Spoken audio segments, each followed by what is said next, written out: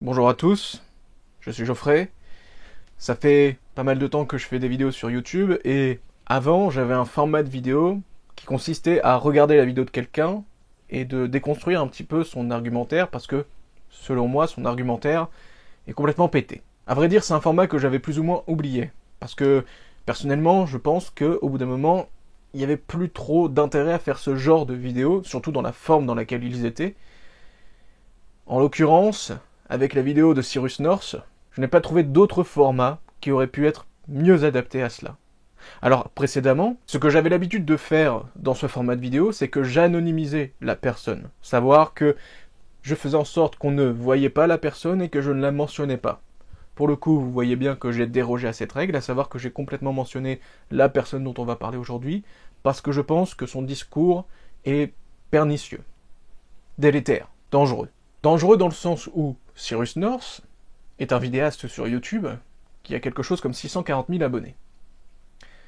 Son discours, à défaut du mien, à défaut de beaucoup d'autres personnes, a énormément d'importance.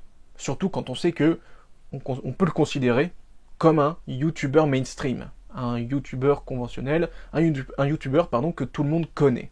Et bien généralement, c'est peut-être une chose que vous ne savez pas, mais lorsqu'un YouTuber acquiert de la renommée, son discours s'aseptise. Il atteint une espèce de norme pour faire en sorte que tout ce qui est de l'ordre du vocabulaire devienne moindre pour que le discours soit plus compris par la masse, entre guillemets. Et lorsqu'on traite d'un sujet, comme le fait Cyrus North dans sa vidéo, en ayant un discours fallacieux, en ayant un argumentaire complètement subjectif, et en plus, en ayant une forme qui ne pousse pas, à ce que les propos dénotent d'une certaine véracité, je considère qu'au bout d'un moment, il faut lui dire soit de se taire, soit de faire un mea culpa. Je vous fais un avertissement. Je suis une personne assez sanguine. Il y a peut-être de grandes chances pour que mes mots dépassent ma pensée parfois. À savoir que, oui, je peux aller dans l'injure. Je vais tâcher, véritablement, je vais tâcher de ne pas y succomber, même si véritablement, voilà, je les ai là, quoi.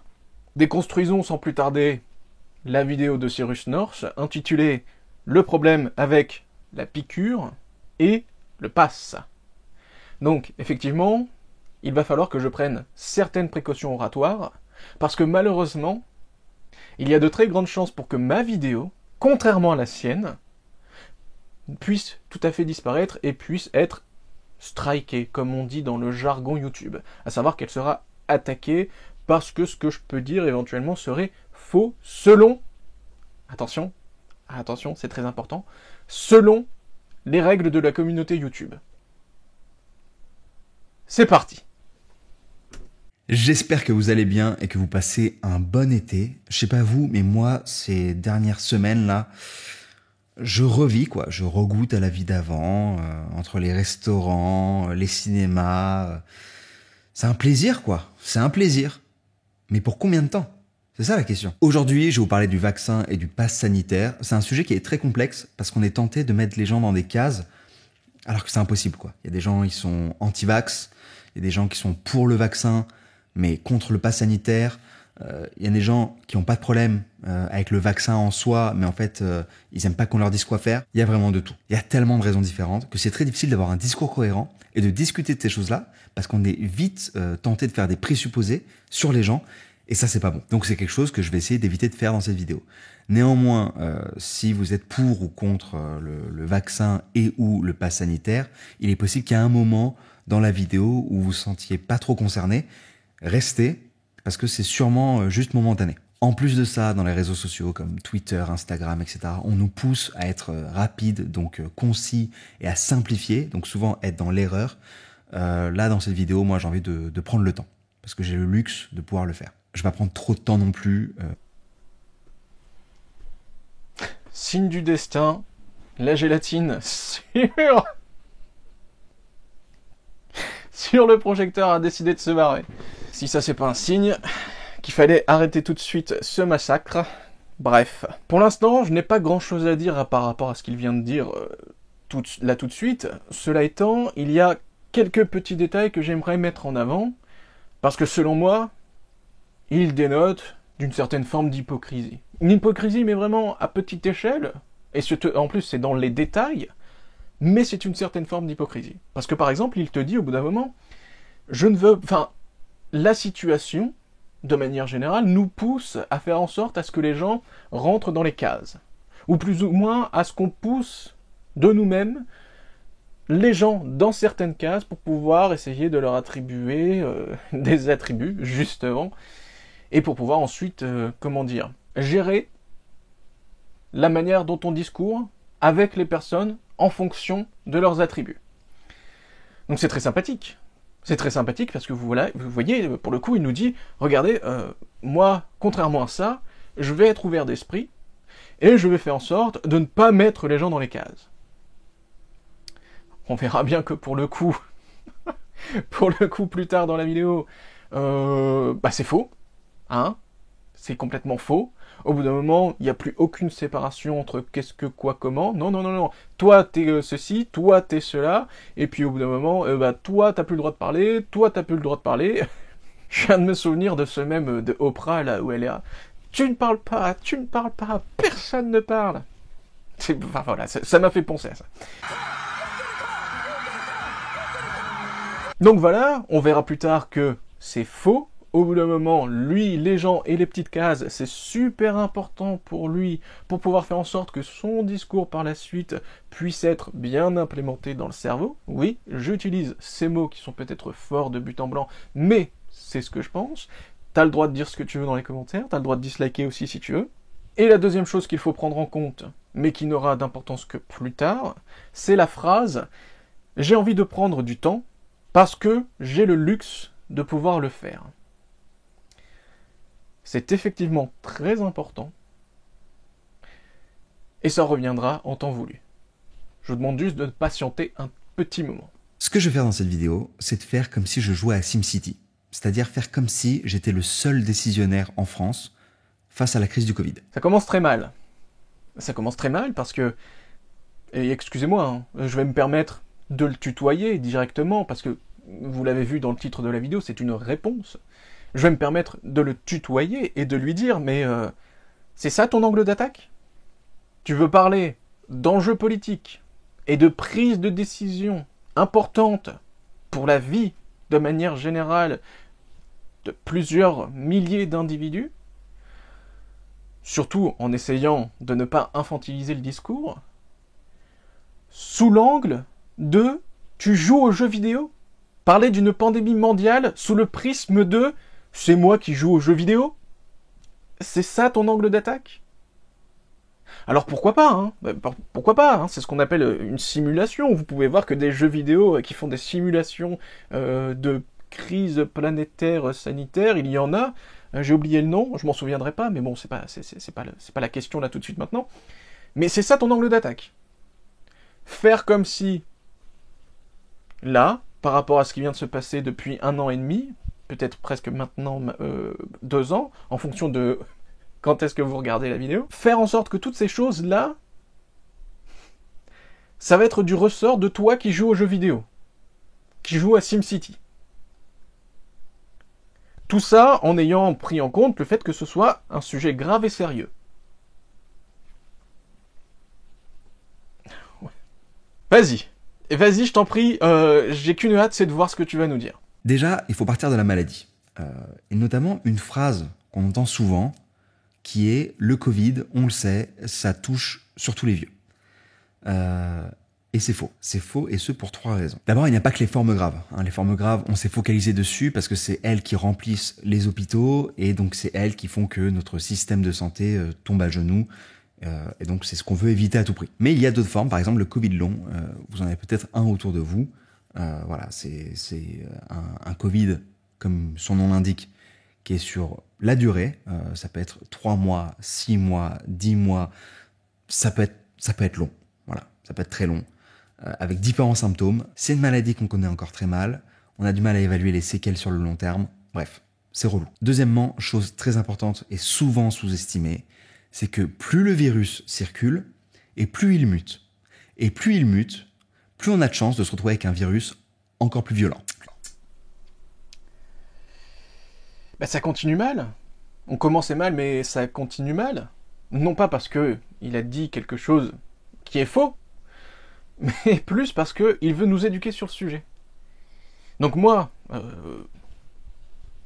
candide comme je suis, je pose la question. Premier point, première question. T'es scientifique? T'es médecin?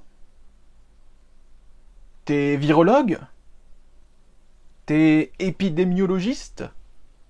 T'es bactériologue? Je pose la question. Non, parce que jusqu'à preuve du contraire, dans ton à propos de ta chaîne YouTube, c'est écrit youtubeur réflexion, je pense, donc tu me suis. C'est drôle. Et sur ta page Wikipédia, c'est écrit vidéaste web français, connu pour son travail de vulgarisation de la philosophie. Ça demande des années d'études scientifiques, ça? C'est à HEC ou dans une école de commerce à Bordeaux qu'on apprend la division cellulaire? C'est pendant ton stage à Ubisoft en faisant le café que t'as appris les mécanismes de la transmission aérienne des agents infectieux? Non mais il faut me le dire. Non parce que ce que tu racontes là, tu l'as appris? Tu sais comment ça marche? T'es une espèce de surdoué du genre Asperger hypermnésique? Capable de comprendre la philosophie, le commerce, le jeu vidéo et même les sciences naturelles, physiques et chimiques? Ou est-ce que tu répètes ce que tout le monde sait déjà? Je dis pas que ce que tu dis est faux. Je dis que, de 1, on le sait déjà. De 2, tu n'es absolument pas une figure qui peut faire preuve d'autorité par rapport à ce sujet.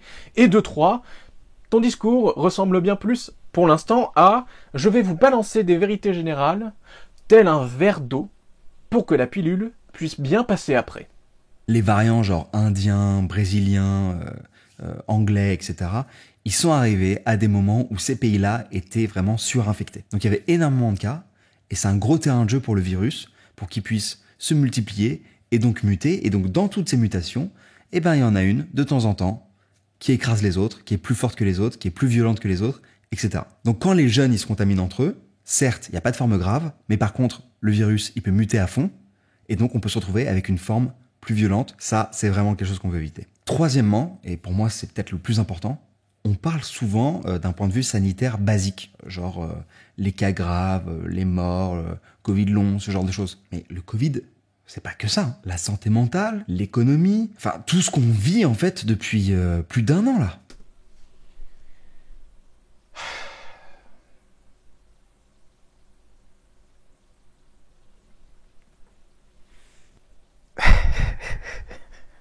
C'est que le début. C'est que le début. C'est que le début. Tout ce qu'on vit depuis 1 an, c'est pas le virus qui fait ça. C'est un truc que visiblement tu n'as pas réussi à saisir, malgré ton statut de vulgarisateur de philosophie, c'est que c'est pas le virus qui est en train de mettre à sac l'économie. C'est pas le virus qui est en train de détruire toutes les relations sociales de l'humain. De manière générale, j'allais dire de notre société, mais bon, de la société mondiale. C'est pas le virus qui fait ça. C'est les gouvernements. C'est les divers gouvernements qui ont dit on décide de fermer nos frontières, on décide de les réouvrir alors que nous accueillons des Indiens tous malades, etc. Rien que le fait de le dire, tu vois, ça me fait marrer parce qu'en fait, le virus, c'est pas un truc qui pense. C'est pas un truc qui se dit, comme par exemple nous a sorti notre gouvernement, c'est pas un truc qui se dit, ah bah allez, 18h, ça y est, c'est bon, c'est fini, moi je remballe mes clics et mes claques, et puis c'est bon, et attends, il y a encore bonne mine qui m'attend à la maison, si c'est pour encore me prendre un savon, non ça va, c'est bon, j'ai assez douillé. Hein. Non, un virus ça se dit pas ça. Par contre, un gouvernement qui décide de faire en sorte que sa population n'ait plus le droit de sortir à partir de 18h, oui, ça, effectivement, c'est ce que nous avons subi et ce sont eux qui ont décidé. Je sais pas si tu te rends compte, mais un virus, ça ne peut tellement rien faire que ça ne peut pas vivre tout seul. C'est obligé de parasiter. C'est pas lui qui décide. Lui, il ne fait rien. Il ne pense rien. Il vit comme ça. Si l'économie est mise à mal, si toutes nos sphères relationnelles sont mises à mal, si notre société est mise à mal, c'est la faute des divers gouvernements qui sont en place actuellement dans nos sociétés. Enfin, tout ça, pour le coup, ça touche vraiment tout le monde. Et c'est insupportable. Et ça touche même presque plus les jeunes que les vieux. Parce que c'est peut-être une période de la vie où on sort plus, on a plus d'interactions, etc. J'ai pas envie de rentrer dans le cliché. Mais quand j'entends le Covid, ça concerne surtout les vieux, non. C'est faux. Quelqu'un qui me dit, moi, le Covid, il y a peu de chances que ça me bute. Oui, c'est vrai. Mais je pense qu'il faut aussi penser au-delà de la mort. Le confinement, le couvre-feu, etc. Tout ça, ça t'a pas saoulé? Franchement, c'est quand même bien relou. Moi, j'avoue, j'ai peut-être un peu apprécié le premier confinement. Il y a le petit côté nouveauté et tout, machin. Mais c'est tout. Vraiment, tout le reste, c'était relou. Donc voilà, ça, c'était un petit topo sur. Donc voilà, oui, donc là, il va falloir que j'arrête.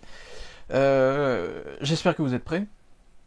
Parce que oui, voilà, non mais je réagis forcément à la vidéo pendant que je suis en train de la regarder, et pendant que nous sommes en train de la regarder. Mais je l'ai déjà vu, je savais qu'il allait dire cette phrase-là.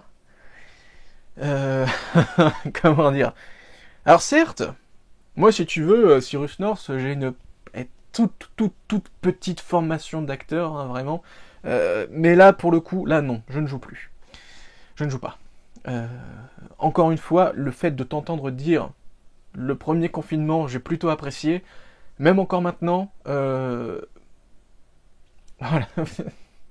Je vais tâcher de rester calme, je vais faire mon maximum, et j'espère que vous ne m'en voudrez pas. Mais le fait de t'entendre dire, moi, le premier confinement, j'ai bien apprécié.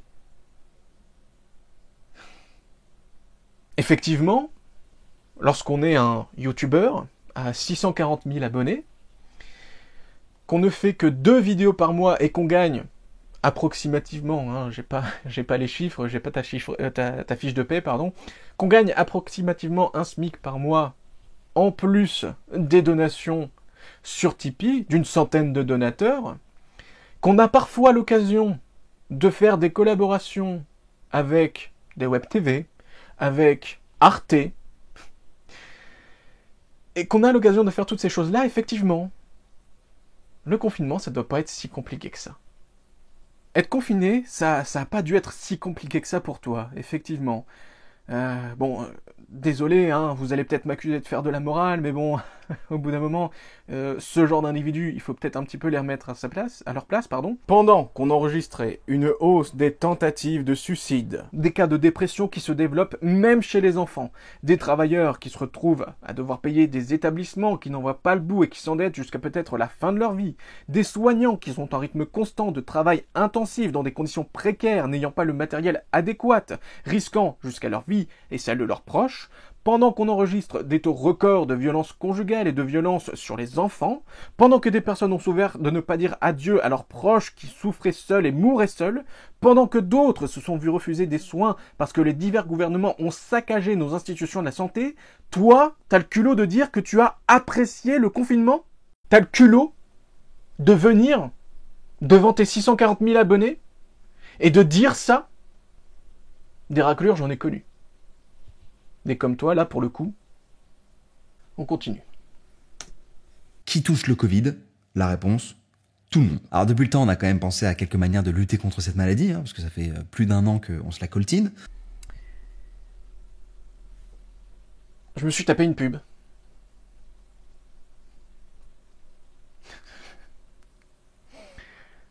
Je viens de me taper une pub. Alors... Il vient de nous sortir que dans le plus grand des calmes, il avait apprécié le fait qu'on emmurait les gens en bonne santé contre leur gré. Lui, il avait apprécié ce moment-là. Et pile à ce moment-là, alors qu'il est en train de nous dire que, bon bah voilà, il y a des enjeux quand même assez graves, c'est l'enjeu, c'est quand même du ressort du futur de la société française, il met une pub. En quoi ça m'embête? Là, tout de suite, ça me fait penser à ce témoignage de David Mourier. Alors, appel d'urgence, je sais pas si c'est Sarkozy qui paye le truc, je sais pas du tout qui fait ce truc-là. Bon, bref, On est en immersion avec des policiers ou avec des infirmiers. Cet appel d'urgence qui a été diffusé la semaine dernière, c'est Marseille en état d'urgence. J'ai la vidéo, je regarde là sur TF1, on peut la voir encore. Alors en gros, on suit une urgentiste qui est dans une ambulance. Elle est appelée parce qu'une dame enceinte est tombée dans la rue, je crois, un truc comme ça. Enfin, elle est vraiment pas bien. Et là, elle l'ausculte et là, elle se rend compte qu'elle est en train de perdre le bébé. Pendant qu'elle est dans l'ambulance, si mes souvenirs sont bons, elle commence à avoir des saignements. Et là, la meuf, elle fait oulala, oulala. À la caméra, elle fait là, non seulement on risque de perdre le bébé, mais on risque de perdre la mère aussi. Toi, t'es devant ta télé et tu fais oh putain. Et ils continuent à filmer. Et en gros, là, ils disent bon, là, c'est clair, on risque de perdre le bébé et la mère. Et le bébé, c'est quasiment sûr, quoi. Ou la voix off fait un truc genre et là, on risque de perdre le bébé et la mère. Et la coupure pub. Ils font des cliffhangers dans des reportages où des gens ils risquent pour de vrai de perdre la vie, quoi. Pendant que tu es en train de nous faire une introduction au fait que tu vas nous parler de choses graves, tu mets de la pub sur ta vidéo. Tu es en train de nous dire que la société française, le futur de la société française est en jeu, et tu mets de la pub sur ta vidéo. Je te laisse le bénéfice du doute. Je te laisse le bénéfice du doute parce que tu vois, récemment, tu vois, je suis tellement un petit youtubeur que je viens seulement d'atteindre le millier d'abonnés. Je peux enfin activer la monétisation sur ma chaîne et j'ai cru comprendre que YouTube, il faisait un petit peu ce qu'il voulait avec la pub. Même si toi, visiblement, tu n'as pas envie d'activer la monétisation, si par exemple tu te fais striker ou signaler ou quoi que ce soit, YouTube peut décider de dire, bon allez, toi, ta gueule, tu as une réclamation, donc allez, on met de la pub, mais les revenus ne te reviennent pas. J'ai envie de te laisser le bénéfice du doute, rien que pour ça, éventuellement. Mais si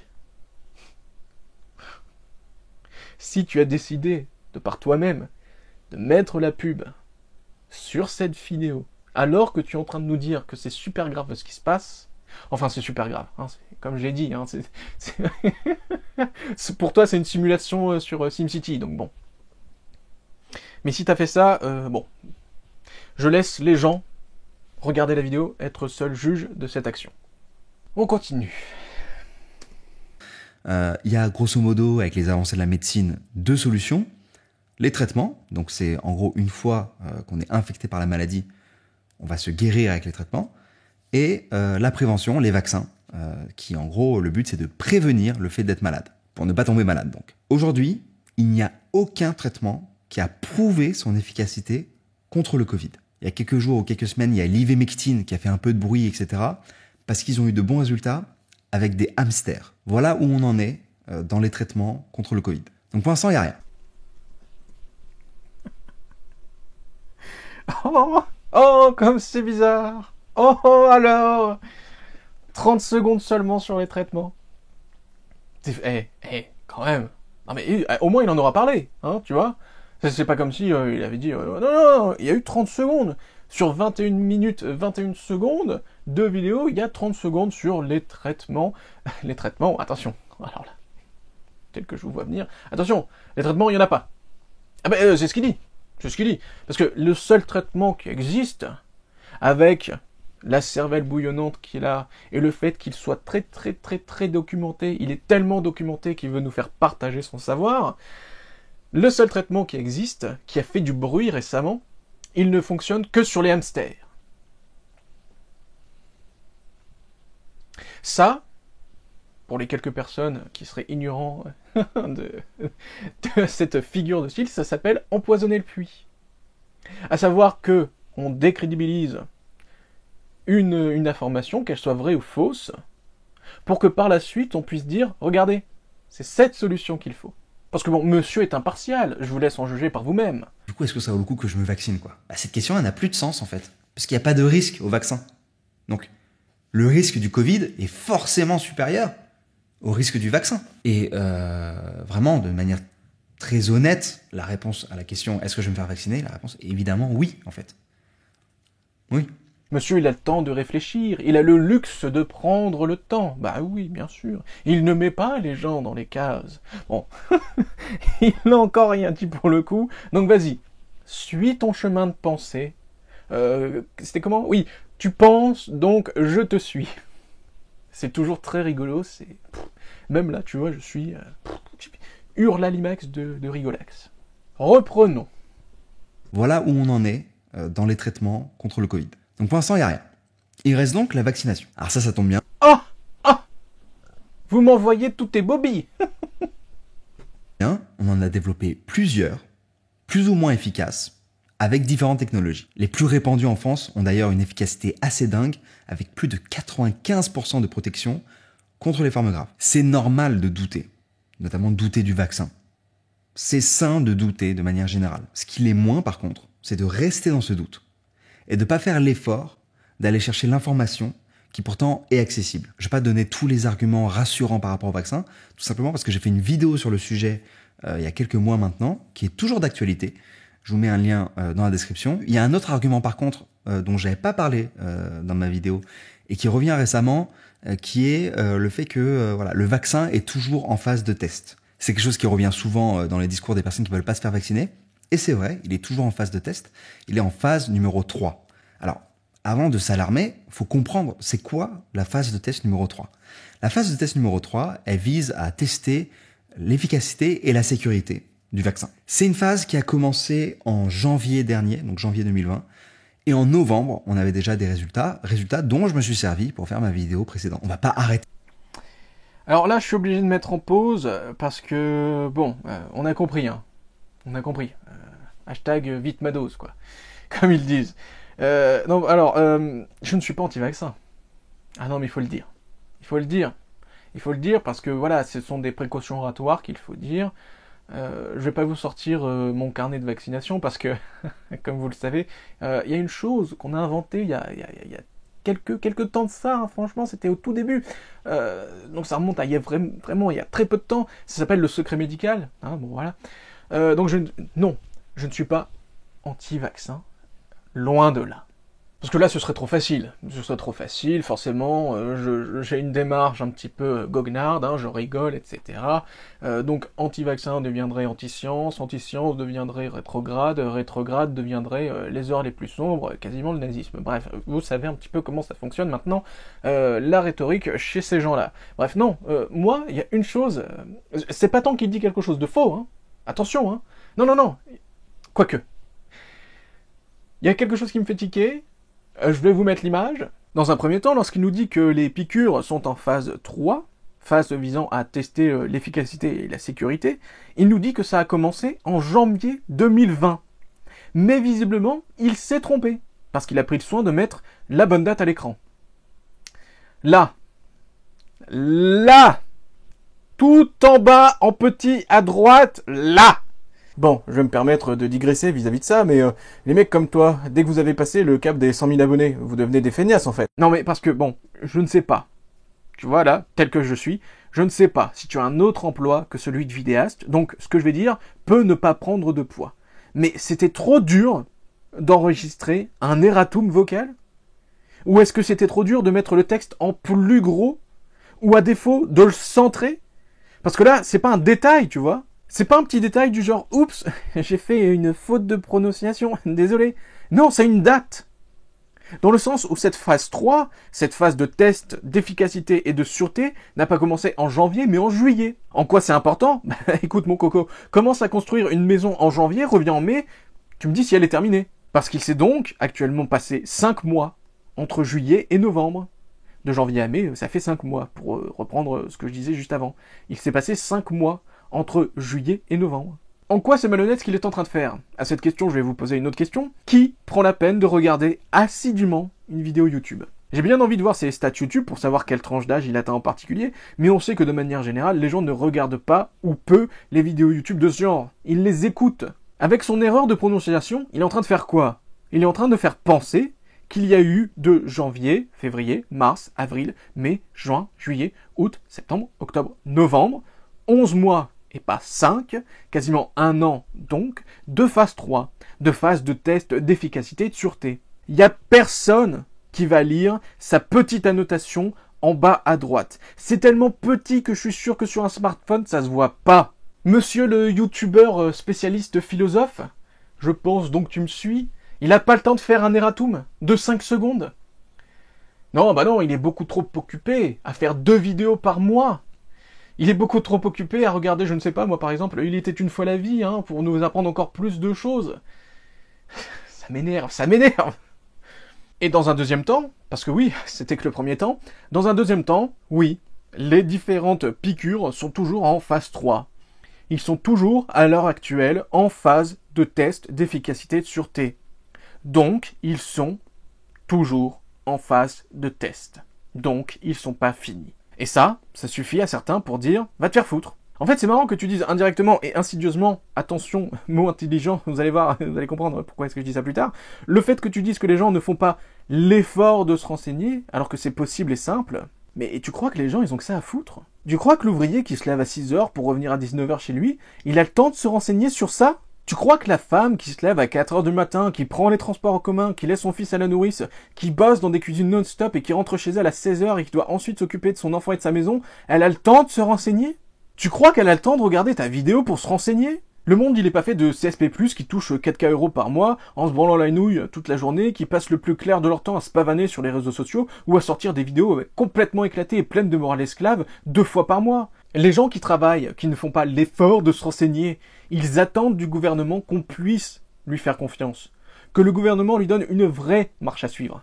Les gens ne veulent pas avoir des sacs à foutre remplis d'orgueil et d'ego qui font un théâtre de cabotins, jouant avec la vie des gens pour pouvoir s'élever dans leur carrière. Les gens ne veulent pas entendre les conflits d'intérêts des politiciens avec les laboratoires pharmaceutiques, ou les conflits d'intérêts d'une ex-ministre de la Santé et son mari directeur de l'Institut National de la Santé. Les gens, ce qu'ils veulent, c'est qu'on leur dise clairement quoi faire, non pas parce qu'ils sont trop bêtes pour comprendre, ou parce qu'ils sont trop feignants pour se renseigner, mais parce qu'ils ont autre chose à faire, et ils relèguent, naturellement, la gestion des choses qu'ils ne peuvent pas gérer eux-mêmes. Et ils le font par confiance.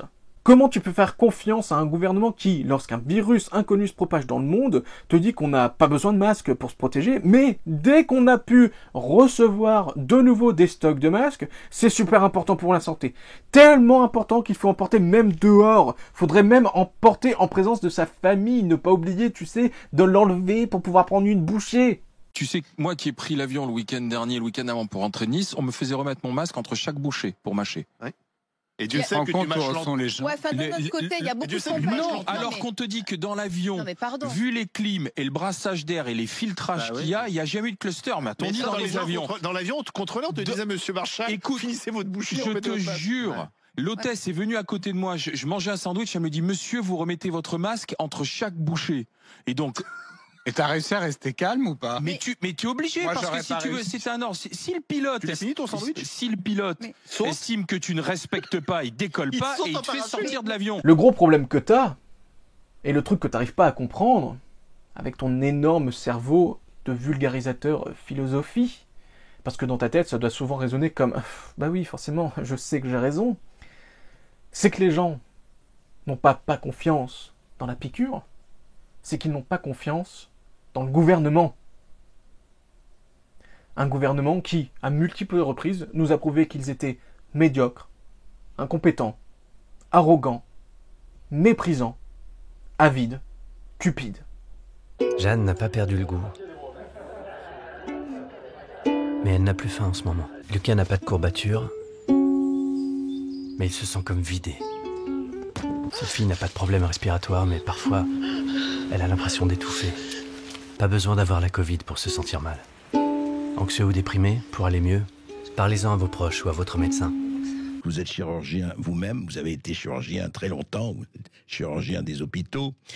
Et en fait, cet état des choses, cet état des lieux, Bernard Cros, que vous racontez dans votre livre, racontez-nous, il y a eu quoi? Il y a une espèce d'érosion qui est arrivée, parce qu'aujourd'hui, on va parler évidemment de la Covid, mais les lits d'hôpitaux, mais les ARS, mais la gestion du Covid, etc. Vous vous dites, ça remonte à loin. Ça remonte très loin, André, et on a fait une trentaine d'émissions ensemble pour dénoncer ce système qui était catastrophique, et c'est un tsunami actuellement de destruction à cause de cette pandémie, car nos hôpitaux ne peuvent pas travailler à flux tendu avec des lits disponibles pour soigner les gens. Actuellement, 40% de la chirurgie est déprogrammée. On annule les interventions.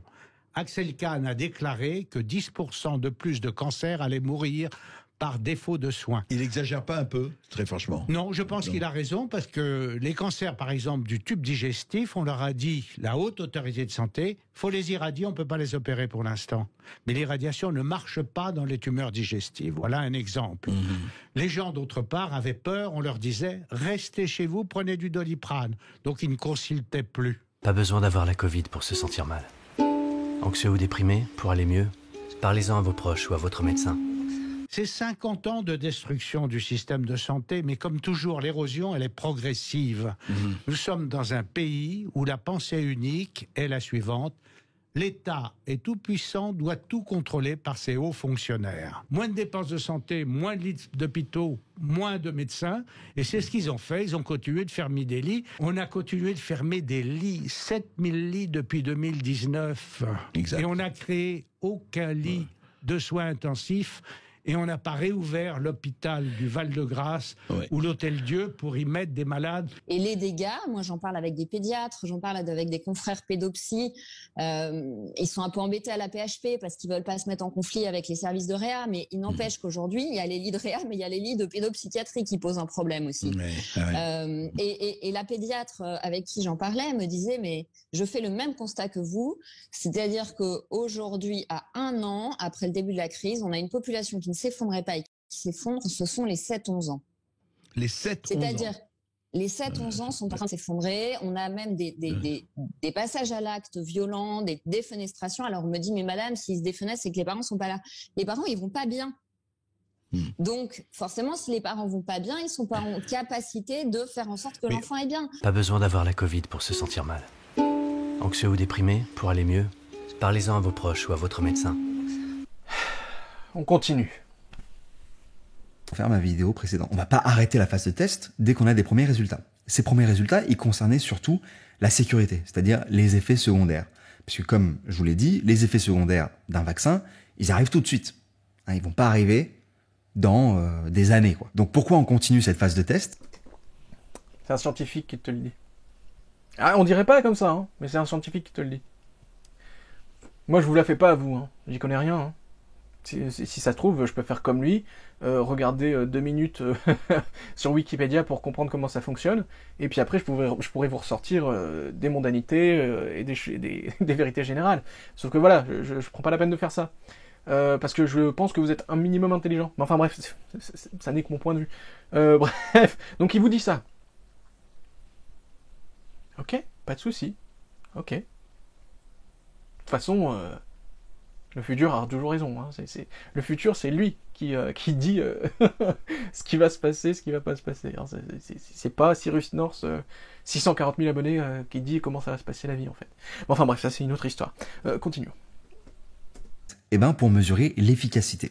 C'est-à-dire pour mesurer combien de temps le vaccin est efficace, combien de temps il nous protège, et au bout de combien de temps il faut faire un potentiel rappel. Aujourd'hui, dans le monde, à l'heure où je fais cette vidéo, il y a 1 milliard de personnes qui sont totalement vaccinées et 2 milliards en tout qui le sont partiellement.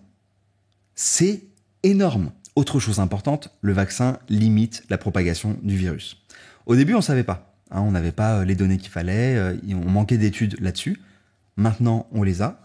On sait que ça limite drastiquement la propagation du virus, notamment pour les asymptomatiques. Donc c'est ce qui est très important parce que les asymptomatiques, en fait, vu qu'ils n'ont pas de symptômes, ils se rendent pas compte qu'ils transmettent le virus. Et bien là, quand ils sont vaccinés, même s'ils n'ont pas de symptômes, ils le transmettent beaucoup moins. Là, je vous mets un tableau. Vous voyez à chaque fois, selon les études, le taux de réduction de transmission. Donc voilà, et à chaque fois, vous avez l'étude correspondante. Ça aussi, entre 70%, 90%. Enfin voilà, c'est de très gros chiffres. Donc, tu vois ce qu'il y a de bien, Cyrus North, avec le fait de prendre du temps et d'éviter de dire des trucs que l'on pense être la manière dont il faut penser. Hein. Bon, ma phrase, elle veut un peu rien dire. Comment dire ça Oui, plutôt que de vouloir asséner sa manière de penser aux autres, parce qu'on le fait un petit peu dans la rapidité. Ben, ce qui se passe, c'est que quand on prend du temps, qu'on prend un petit peu de recul, eh ben, il y a de nouvelles données qui arrivent. Il y a de nouveaux chiffres qui arrivent, il y a de nouvelles études qui arrivent. Et on en arrive à des pays comme... je sais, hein, il en parle plus tard, mais bon, je le dis quand même. On en arrive à des pays comme Israël. Mais il n'y a pas que. Il n'y a pas que. Hein. Gibraltar. L'Islande. 2021, un modèle, et en particulier en matière de vaccination. Absolument, Israël a commencé à vacciner avant tout le monde. Israël a ouvert la voie.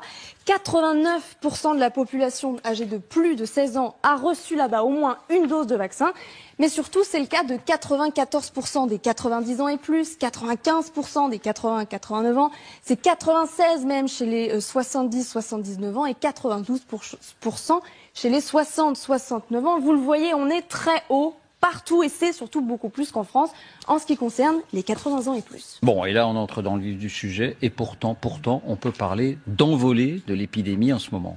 Oui, les contaminations bondissent depuis la mi-juillet. Lundi dernier, le pays a même battu son record avec près de 11 000 nouveaux cas en 24 heures, alors même qu'au mois de juin, il y a 2 mois et demi environ, il y avait moins de 20 cas par jour. La moyenne du nombre de nouveaux cas quotidiens passe donc à près de 9 000 cas en très forte augmentation, vous le voyez. À titre de comparaison, Israël compte un peu plus de 9 millions d'habitants, la France 67. À taille de population égale, ça signifierait que nous aurions donc en ce moment 63 000 cas par jour en moyenne. C'est donc 4 fois plus que ce que nous avons effectivement actuellement en France. Et ce qui inquiète Israël, c'est aussi l'augmentation du nombre de cas graves. 719 patients sont aujourd'hui dans un état grave dans le pays, 33% de plus sur les 2 dernières semaines. Là encore, si on compare à taille de population égale avec la France, ça équivaudrait à 5 200 patients graves. En France, pour mémoire, ils sont aujourd'hui près de 2300. Ce serait donc plus du double. Et question importante sur ces 700 et quelques patients dans un état grave, est-ce qu'il y a des personnes vaccinées ? Oui, et c'est justement ce qui préoccupe les autorités israéliennes. C'est que justement, sur ces 719 patients graves, 45 sont totalement vaccinés, ont reçu donc 2 doses et ils sont presque aussi nombreux, vous le voyez, que les non vaccinés. Là, par exemple, sur ce graphique, vous avez un des pays qui a le mieux lutté contre la maladie en termes de mortalité, de surveillance, de rapidité de détection, qui est l'Islande. Eh bien, l'Islande a plus de cas maintenant que jamais, alors que l'Islande est le pays qui a été le plus vacciné de tous les pays développés. D'accord ? Plus de 90% de la population est vaccinée. On en arrive à des endroits comme par exemple Gibraltar, où tu avais près de 90% de couverture piqûrale. Et puis là, le deltaplane, ça se propage comme une traînée de poudre. On en arrive par exemple à Israël, où les gens sont en train de faire de la... J'essaye de trouver des mots, mais bon, c'est difficile pour essayer de contourner la chose.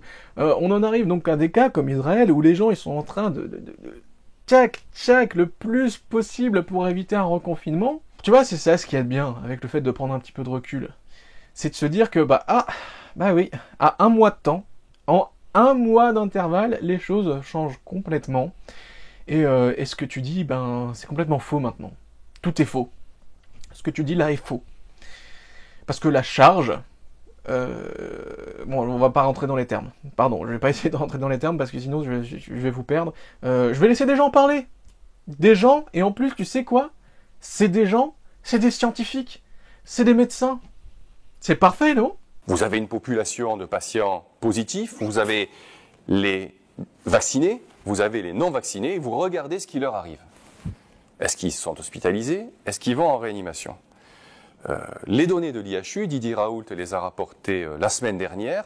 Pour l'instant, nous ne pouvons pas conclure. C'est-à-dire que sur notre grand panel de patients qui viennent se faire tester tous les jours, parmi les positifs vaccinés et les positifs non vaccinés, nous n'avons pas vu pour l'instant de différence entre l'évolution vers la sévérité. Est-ce que les vaccinés ou les non vaccinés vont plus ou moins en hospitalisation, plus ou moins en réanimation. C'est aujourd'hui, nous verrons par la suite. Vous voyez, sur l'épidémie de janvier à juin, Donc en fait, on trouvait exactement ce qui était publié par les gens du Lancet, c'est-à-dire que les gens qui étaient infectés par le variant anglais avaient des charges virales plus élevées. Et vous revoyez le dernier, ça c'est juillet 2021, ça c'est que du variant indien. Vous voyez le variant indien, et bien les CT c'est encore plus bas, ça veut dire que la charge virale est encore plus élevée. Voilà. Donc c'est ça qui fait la particularité. Et bien évidemment, comme toujours, quand on a une charge virale très élevée, forcément la culture est beaucoup plus souvent positive, donc les gens sont beaucoup plus contagieux. Et ça, c'est démontré, ça sort dans différents travaux, donc j'ai mis les 3 que j'ai trouvés, c'est-à-dire que les patients qui sont infectés par le variant Delta sont aussi contagieux, si vous voulez, que les patients qui étaient pas vaccinés, voilà, ou qui soient asymptomatiques ou pas symptomatiques. Et donc c'est clair maintenant, qu'on soit vacciné ou pas vacciné, quand on est infecté, on est aussi contaminant que les autres. Donc quand on est vacciné et qu'on est infecté, le vaccin n'empêche pas la circulation du virus. Voilà, je vous remercie. Il y a une grande déception, c'est qu'on pensait qu'il serait efficace aussi contre la transmission.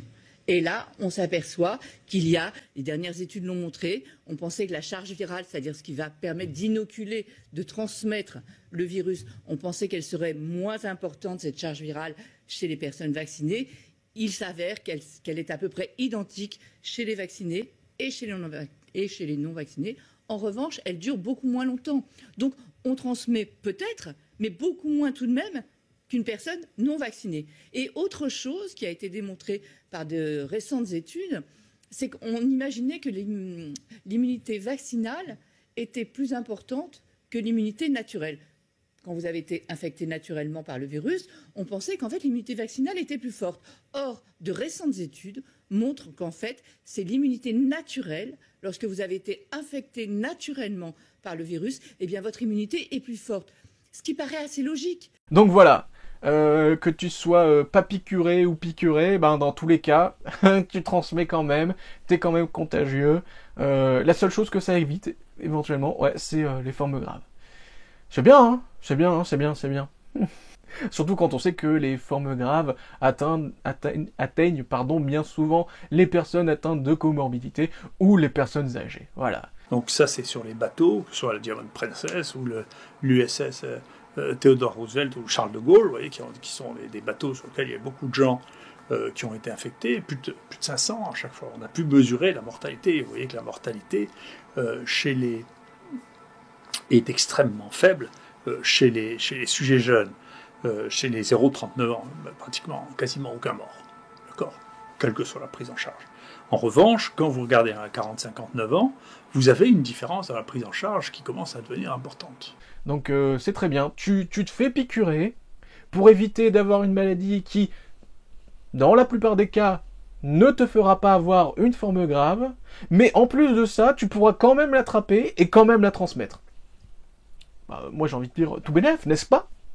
Ça s'appelle de l'ironie. Hein, voilà, me faites pas chier. Calmez-vous. C'est de l'ironie. Allez, continuons.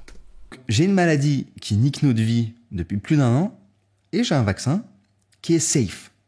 Ok? Alors quand je dis il est safe, je parle des vaccins ARN, il y a aussi AstraZeneca. Je vais faire mon vieux, hein, alors que bon, entre nous deux, c'est toi qui es le plus vieux, mais je vais faire mon vieux, mais... Comment tu sais que t'as affaire à une espèce de normie spégolème? Voilà, il utilise des anglicismes. Qu'est-ce que tu veux faire contre ça? Quand tu es dans une discipline, quand tu as un vocabulaire propre à une certaine discipline et que cette discipline, elle puisse être étrangère. Donc par exemple, le gaming, la pratique du jeu vidéo. Tu vois, regarde, rien que ça. Gaming, ça veut dire pratique du jeu vidéo. Donc entre les deux, tu vas préférer dire gaming, tu vois, je dis pas encore, mais par exemple, pour être encore plus particulier, dans le gaming en particulier, tu peux dire le gameplay. Alors même si tu forces à vouloir dire jouabilité, le mot gameplay, il recouvre beaucoup plus de subtilité que le mot jouabilité.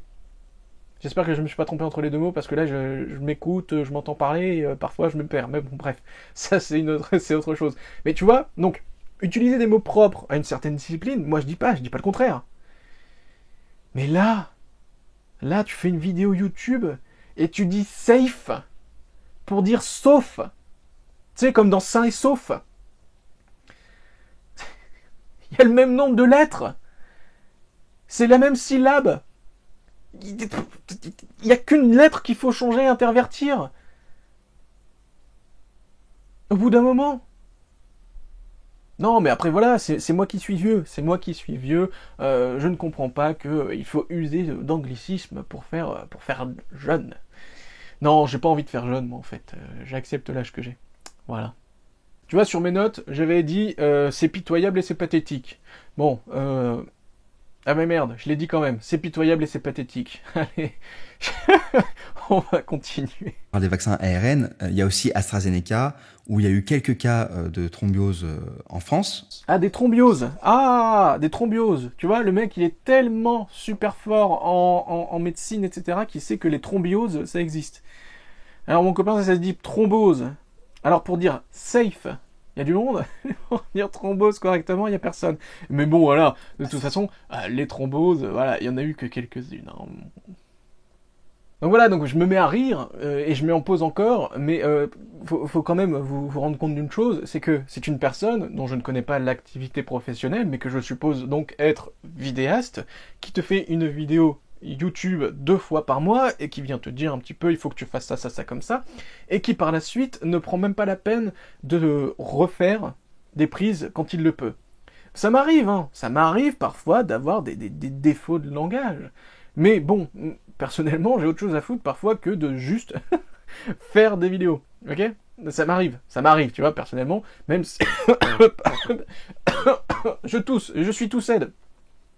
Ça m'arrive parfois de faire autre chose que des vidéos, et je n'ai parfois pas le temps de me reprendre sur quelques fautes de prononciation. Mais lui, j'ai envie de supposer que ce mec, il a rien d'autre à faire que ça. Thrombose. Il le prend... C'est ma faute, là je m'attache là-dessus parce que bon, j'ai envie. Mais comment dire, je vous invite à prendre le temps d'écouter. Il y a aussi AstraZeneca, où il y a eu quelques cas de thrombose en France. Il y a un petit temps. Il y a un petit temps entre les deux. Alors j'ai pas envie de faire mon homme d'influence 2.0, mais le fait qu'il y ait un petit temps entre les deux, tu sens qu'il s'est rendu compte qu'il est en train de dire une connerie. Que ça se dit thrombose. Bref, ça n'est qu'un détail, continuons. Et revenons un petit peu plus en avant pour pouvoir arrêter ce hachoir. Il y a aussi AstraZeneca, où il y a eu quelques cas de thrombose en France, qui ont conduit à 12 décès. Et c'est 12 décès sur 4,8 millions de personnes qui ont reçu une dose. Ces 12 décès, évidemment dommageables, mais en vrai, ça ne remet pas en cause le ratio bénéfice-coût du vaccin. Mais ne rentrons même pas dans cette polémique-là. On a la chance inouïe d'être dans un pays où on a le choix. Donc restons sur les vaccins ARN, puisqu'il n'y a aucun cas documenté de décès. Je précise d'ailleurs que, évidemment, quand on vaccine 1 milliard de personnes, il est possible que quelqu'un se fasse vacciner et crève le lendemain. Pour X ou Y raison, on pourrait croire que c'est à cause du vaccin.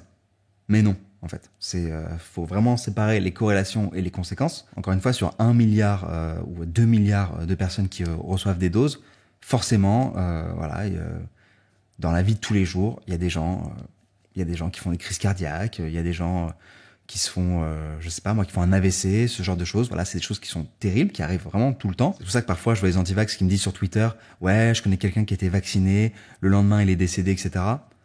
Sur le nombre de personnes qui sont vaccinées, c'est des choses qui arrivent. Mais c'est pas à cause du vaccin. Donc voilà, je résume. Alors, écoute, mon coco. Je te souhaite pas du mal. Parce que véritablement, ce serait aller contre mes principes que de souhaiter du mal. Et ce serait également aller contre mes principes que de souhaiter qu'un de tes proches aille mal. Cela étant, je te souhaite une chose. Je te souhaite de rencontrer donc une personne qui vient d'avoir un de ses proches qui décède suite à sa piqûre.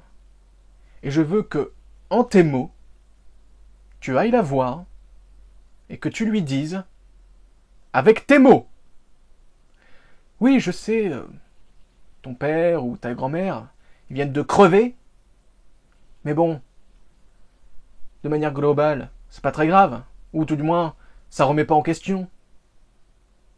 Je veux que tu fasses ça, je veux qu'il t'arrive ça, je veux que tu portes tes couilles devant cette personne qui vient d'avoir un proche qui décède, autant que tu portes tes couilles là, devant ta caméra, avec tes néons de connard. Je veux qu'il t'arrive ça. Désolé, hein. J'espère que vous ne m'en tiendrez pas rigueur. On continue. On a maladie relou plus arme efficace et safe. Là, en tant que décisionnaire et gérant en mode SimCity, je pourrais me dire, ok, si je mets cette arme à disposition, les gens vont l'utiliser naturellement. Mais non, en fait, parce que il y a les argumentations scientifiques, il y a aussi les valeurs. Et c'est là que ça devient compliqué. C'est de là que vient le vrai problème de la vaccination et du pass sanitaire. Il faut distinguer plusieurs choses. Déjà, on est dans une société capitaliste et libérale. Okay, depuis des décennies. Et ça a changé énormément de choses, à plein de niveaux. L'un d'eux, c'est l'émancipation des individus. Hein. L'essor du développement personnel, dont j'ai déjà parlé sur cette chaîne YouTube, ça en fait partie. C'est qu'à un moment, on a décidé de prioriser sa liberté, ses envies, ses besoins à soi. Hein, c'est pour ça que Eva Illouz... C'est qui on? Ah oui, parce que tu répètes on là... à longueur de vidéo, on. C'est qui on? Je sais pas c'est qui mon. Moi je ne sais pas qui c'est on. Enfin après, que tu sois dans le vague, j'ai envie de dire c'est normal parce que on est encore et toujours dans une simulation de SimCity, hein, attention. Mais oui non c'est qui on? Non mais parce que voilà, je ne comprends absolument pas. En plus, on vient de passer du coq à l'âne. On vient de passer à oui, c'est rigolo, on est dans une simulation de jeu vidéo. Alors qu'on vient de dire que les gens crèvent, mais c'est pas grave pour la piqûre. Tout en sachant que c'est réel. Hein, on a véritablement des gens qui sont en train de décéder. On passe du coq à l'âne, société capitaliste libérale. Tout ça là, on te vomit du gloubi-boulga. J'ai pas compris. J'espère. Attention. Hein, j'espère que le mec qui met des vidéos sur YouTube, qui gagne de l'argent grâce aux pubs, et qui reçoit de l'argent par Internet, ne va pas se mettre à cracher sur le capitalisme. Sinon, j'en appelle à la dissonance cognitive, et dès lors, j'appelle le SAMU. Allez hop, à l'hospice, monsieur. Il a besoin d'un suppôt. C'est qui on? On a décidé de prioriser sa liberté. C'est qui on? Des individus? Des sociétés, par consensus? Non. Non, il ne le nommera pas, il ne le nommera certainement pas du tout dans sa vidéo, mais ce sont les États. Ce sont les États, par leur politique libérale et la mise en avant d'un mode de consommation capitaliste, qui ont fait en sorte que cela génère une individualisation de la personne de manière exacerbée. Ah bah non, mais c'est le gouvernement, encore une fois. Et oui, mais je sais, malheureusement, il ne le dit pas, mais bon, c'est à croire que, je sais pas, le mot gouvernement, ça lui fait peur. Bref, allons un petit peu plus loin. Ses envies, ses besoins à soi. Hein, c'est pour ça que Eva Illouz, une sociologue vraiment très forte, a écrit un bouquin qui s'appelle La fin de l'amour, et dedans, elle parle de la difficulté, en fait, pour un couple aujourd'hui d'exister, parce qu'un couple, c'est des compromis. Et on n'est plus habitué à faire des compromis. Je pense... Ça me fume. Mais en l'écoutant, ça me fume. Putain, je m'adresse à toi, là. Hein. T'es sûr? T'es sûr de toi, encore une fois, là, avec cette méthode comparative, là? T'es sûr de toi? Tu vas vraiment comparer la relation des individus d'une société à leur gouvernement avec une relation amoureuse? Mais je te demande si t'es sûr de toi, parce que là, je sens que ça va mal se passer. Donc, je prends les devants et je te demande, t'es sûr que tu vas faire cette comparaison-là entre ces deux méthodes de relation, enfin, ces deux exemples, pardon, de relation, c'est ça que tu vas faire? Tu vas axer ton argumentaire pour la défense du pass autour du fait que les gens, poussés par leur individualisme, ne sont plus capables de faire des compromis, et tu fais le tout en faisant une comparaison foireuse avec un bouquin d'une sociologue sur les relations amoureuses. Tu as le culot, encore une fois, de comparer la relation du peuple français avec son gouvernement à une relation amoureuse. Non seulement ça, mais t'as en plus le culot de dire que le peuple français n'est plus capable de faire de compromis. Ah, et dis donc, en se rasant la tête, il s'est rasé 2-3 neurones en même temps. Visiblement, il a la mémoire courte. Dis donc, Tenchinan, t'étais là l'année dernière? Ouais, je sais, toi tu vivais ta meilleure vie à faire des vidéos, j'en suis sûr. Ô combien intéressante sur la peine de mort, hein. On se demande quelle chose incroyable tu as pu nous dire sur cette législation qui n'est plus en vigueur dans notre pays, sauf dans des pays d'attardés et dans des pays extrêmement intolérants. Donc tu devais être très occupé, j'en doute pas une seconde, mais dis donc, les bières sans alcool que tu buvais tel le jeune de 30 ans que tu es, en n'oubliant pas de remettre ton masque entre chaque gorgée, tu sais combien de compromis ça a demandé au gérant du bar pour que tu puisses la couler douce? T'as des infirmières qui ont dû se balader avec des masques non homologués, avec des sacs plastiques en guise de protection, et il a encore l'audace de dire que les gens n'ont pas fait de compromis. Voilà, quand t'es policier, on te met une boîte de masques FFP2, donc niveau 2, ceux qui sont préconisés pour le coronavirus. À l'intérieur, juste un seul masque, hein. Voilà, il n'y en a pas d'autre. Un seul masque, avec une date de péremption du 2 mai 2007. Voilà. 3 fois rien, hein. On est en 2020, tout va bien. Et puis à l'intérieur, vous l'ouvrez. Et puis en fait, vous voyez que le masque il est complètement dégueulasse, moisi, pourri. Il se décompose en fait, je pense, parce qu'il est tellement récent que... Voilà. Donc j'hésite à mettre un masque dégueulasse sur ma gueule pour me protéger, et encore j'en ai même pas le droit, ou à choper le coronavirus. Voilà, entre les deux mon cœur balance. Et tu vas axer ton argumentaire sur le manque de compromis, mais t'es un zéro, c'est un truc de dingue. Toute la société française est en compromis constant depuis presque 2 ans, à rester chez eux alors qu'ils sont en bonne santé mentale et physique, à devoir remplir des papiers chaque fois qu'ils sortent de chez eux pour attester de leur volonté à ne faire que ce qui est nécessaire. On a foutu en l'air tout le système social d'échange entre les êtres humains, et lui, il ose venir te dire que les gens ne veulent plus faire de compromis. T'es un zéro, t'es un zéro. On continue, mais ton audace n'a d'égal que ta bêtise et ton mépris. Je pense que j'en reparlerai de ce bouquin parce que j'avais prévu de vous en parler, juste peut-être une vidéo dédiée à ça parce que je trouve ça vraiment très intéressant. Mais là, ça rentre tellement dans le sujet que je voulais en parler maintenant. Le couple, il demande souvent à ce que sa volonté, la volonté du couple, passe au-dessus de la nôtre. Souvent, on s'en rend pas compte, hein, parce que c'est la même volonté. Mais parfois c'est compliqué. Même nos modèles familiaux, ils sont impactés. Hein. Si vous allez dans d'autres pays du monde, vous allez vous rendre compte que il y a un lien qui est vraiment différent entre les différentes générations d'une famille. Les familles, elles vivent plus ensemble, elles sont beaucoup plus soudées, etc. Chez nous, c'est moins ça. C'est quand même moins ça. Et l'idée qu'on se fait de la démocratie, elle accentue ça. Hein. On se dit le pouvoir au peuple et donc à moi. Alors je dis pas qu'on est des gros égoïstes, hein. On reste des humains sociaux, on aide nos parents quand on peut, on fait des compromis pour le couple quand on en a envie, quand on peut, etc. Pour son conjoint, sa conjointe, etc. Évidemment, tout ça, on le fait. Mais il y a cette tendance quand même qui fait qu'on n'est pas trop habitué à faire des choses pour des gens qu'on ne connaît pas, et notamment pour le collectif. Aujourd'hui... Donc c'est ça. Donc il axe son argumentaire entre la vie en société et la vie en couple. Voilà, c'est les deux choses, voilà. Selon lui, c'est la même chose. Non, c'est pas forcément la même chose, mais la comparaison tient d'être... oui, elle tient. T'es pas la moitié d'un idiot, toi, non. Un nom en poids lourd, champion. Bravo, bien joué. Tu vois, c'est tellement con ce que tu dis que ma gélatine en est encore tombée. Je serai mauvaise langue et j'irai un peu plus en avant sur son argumentaire. Je me permettrai de dire, dans la vie et société, on obéit à des règles. Des règles qui sont établies par la loi, hein, etc. T'as des personnes qui représentent cette loi et qui la mettent en vigueur, et d'autres qui y obéissent, afin de ne pas troubler l'ordre civique. C'est le cas aussi dans le couple, Cyrus North? C'est toi qui fais la comparaison, donc je te pose la question. C'est ça ta vision du couple? Non, parce que dans une société, on est plusieurs quand même. Dans un couple, bon, on est 2, mais 2, ça fait plusieurs. Si on veut suivre le raisonnement jusqu'au bout, il faudrait qu'il y ait des représentants de ceux qui font la loi et ceux qui y obéissent dans la société. Ça veut dire que dans un couple, il y en a qui fait la loi et l'autre qui obéit. C'est mauvaise langue ce que je dis là, hein. Ce serait faire une analogie foireuse entre deux systèmes qui n'ont absolument rien en commun.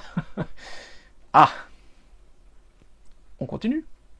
À faire des choses pour des gens qu'on ne connaît pas, et notamment pour le collectif. Aujourd'hui, le moment où on agit le plus pour notre société, c'est sûrement le moment où en fait on paye nos impôts. Et c'est tellement invisible, genre à la source, etc., qu'on s'en rend à peine compte. Les gens qui refusent qu'on leur dise quoi faire, je les comprends.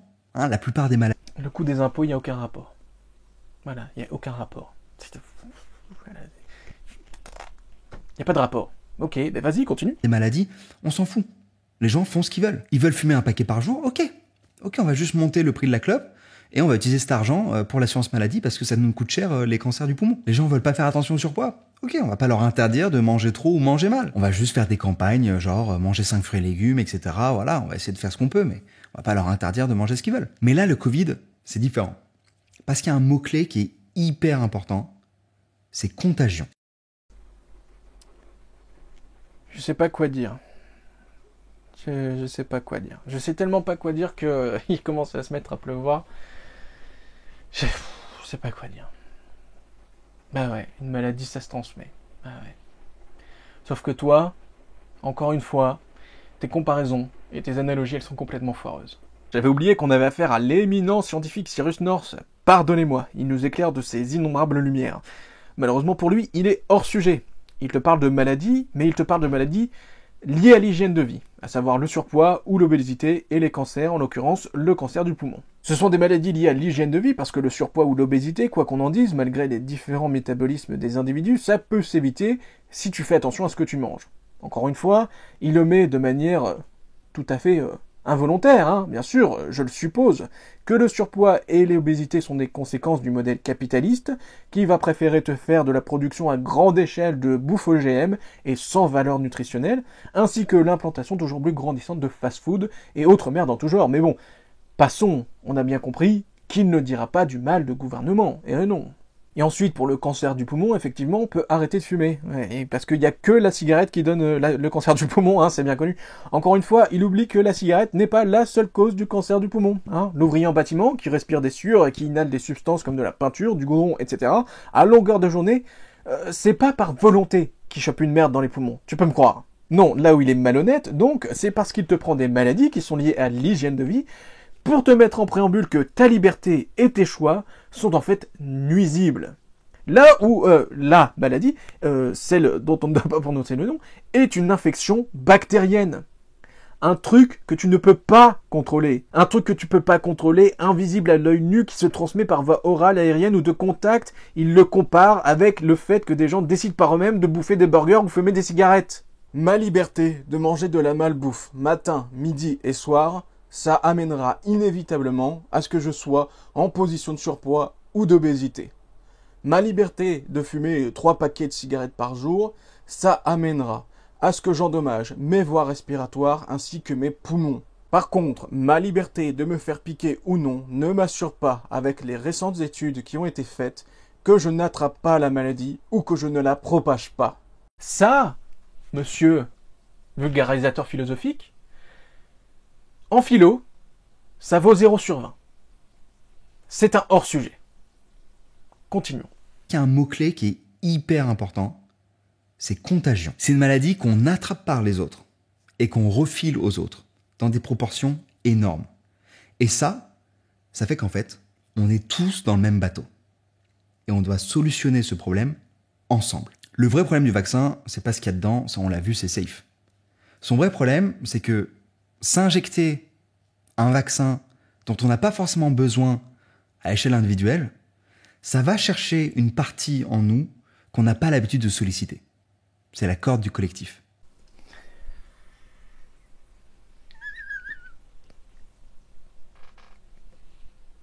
Ah oui, je m'en souviens, c'est pour ça, ça me fait toujours marrer, mais si. Bon, si, c'est rigolo. C'est rigolo.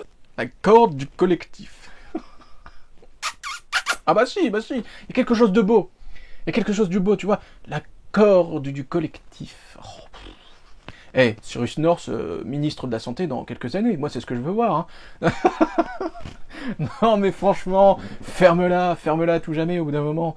Je sais pas, moi. Ça fait plus d'1 an que les Français jouent collectif. Ça fait plus d'1 an que les gens font tout ce qui est en leur possible pour pouvoir faire en sorte que ça s'endigue.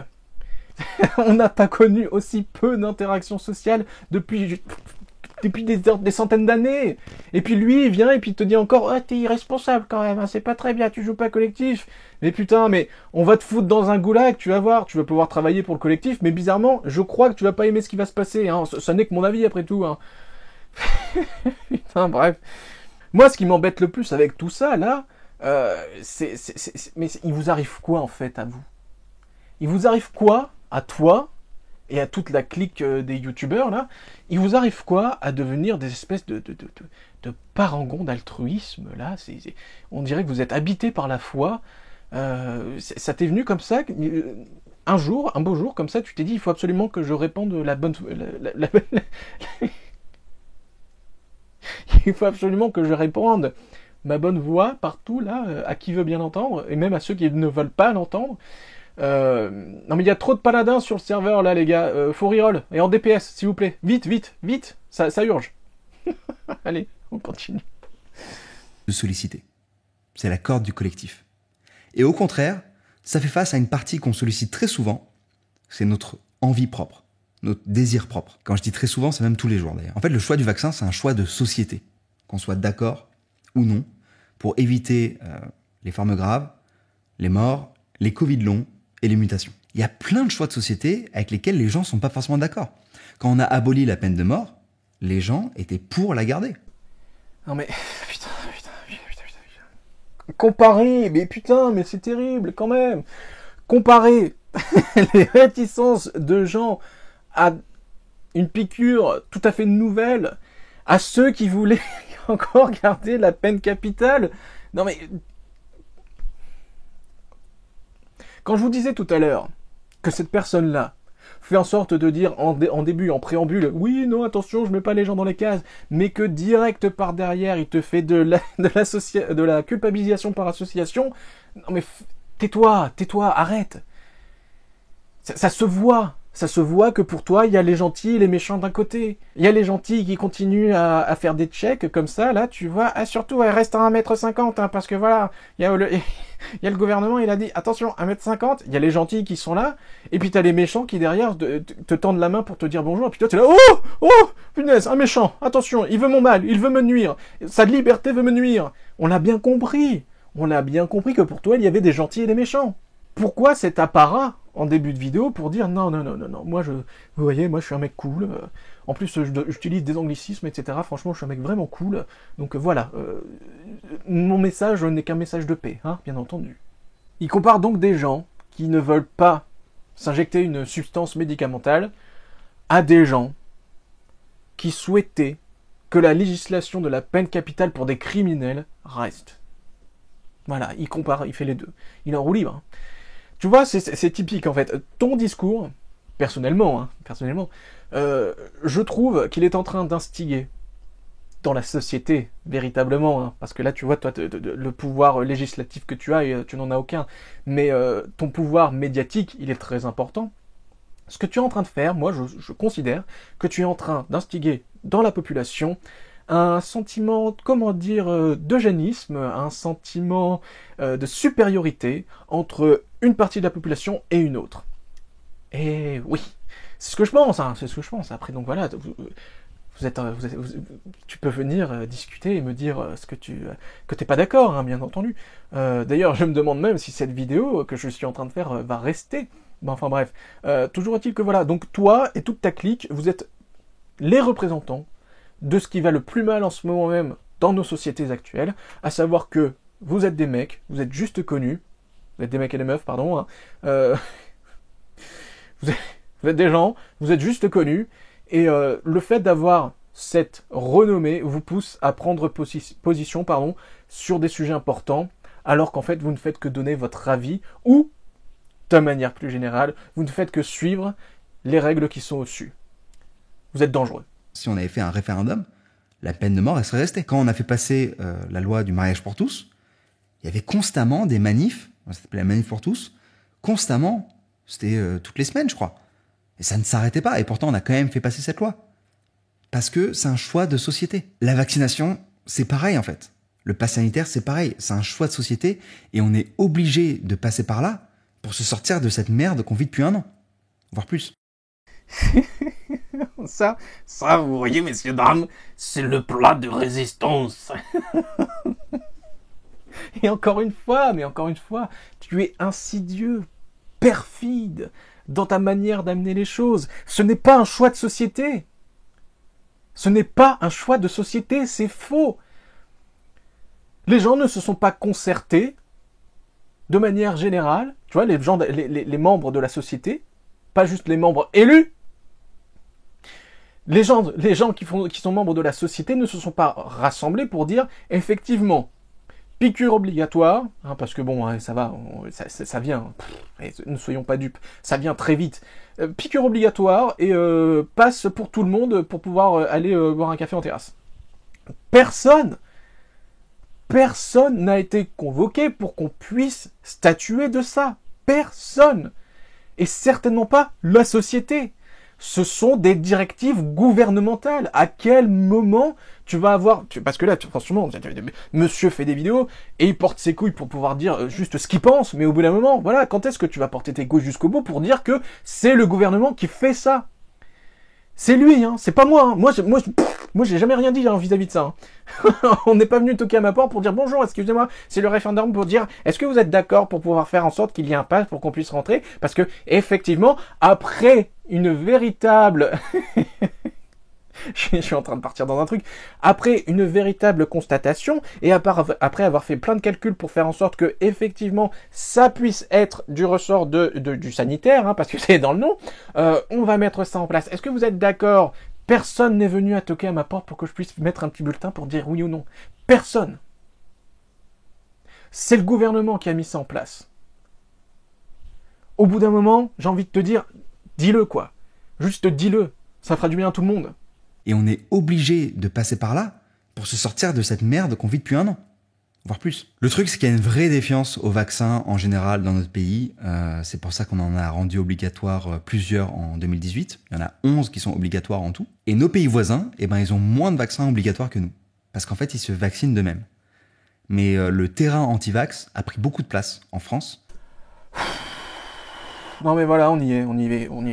J'en reviens à ce que je disais tout à l'heure. Tu vois, cette vidéo de Cyrus North, là, elle a des bons gros relents de propagande démocrate américaine, tu vois.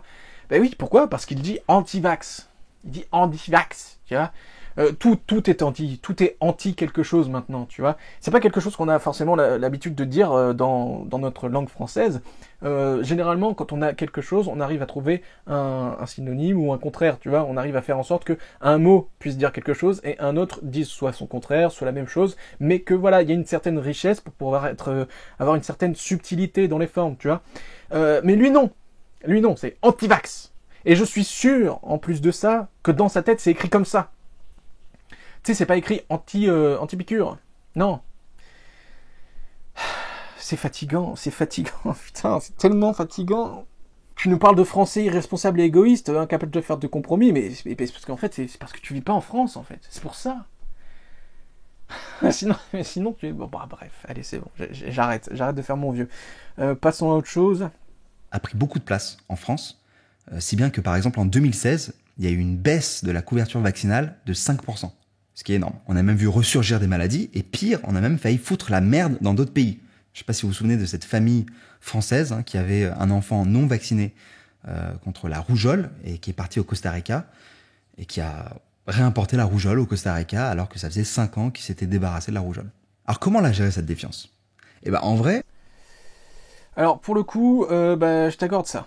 Hein, parce que depuis le début, personnellement, moi, ce que tu dis, ça sonne comme ça à mes oreilles. Si, il n'y a aucun remède connu, je le regrette. Toute chose va te sembler merdique et tout le monde te paraîtra merdique. Et tout ce qu'ils diront va également comme... Mais là, pour le coup, oui.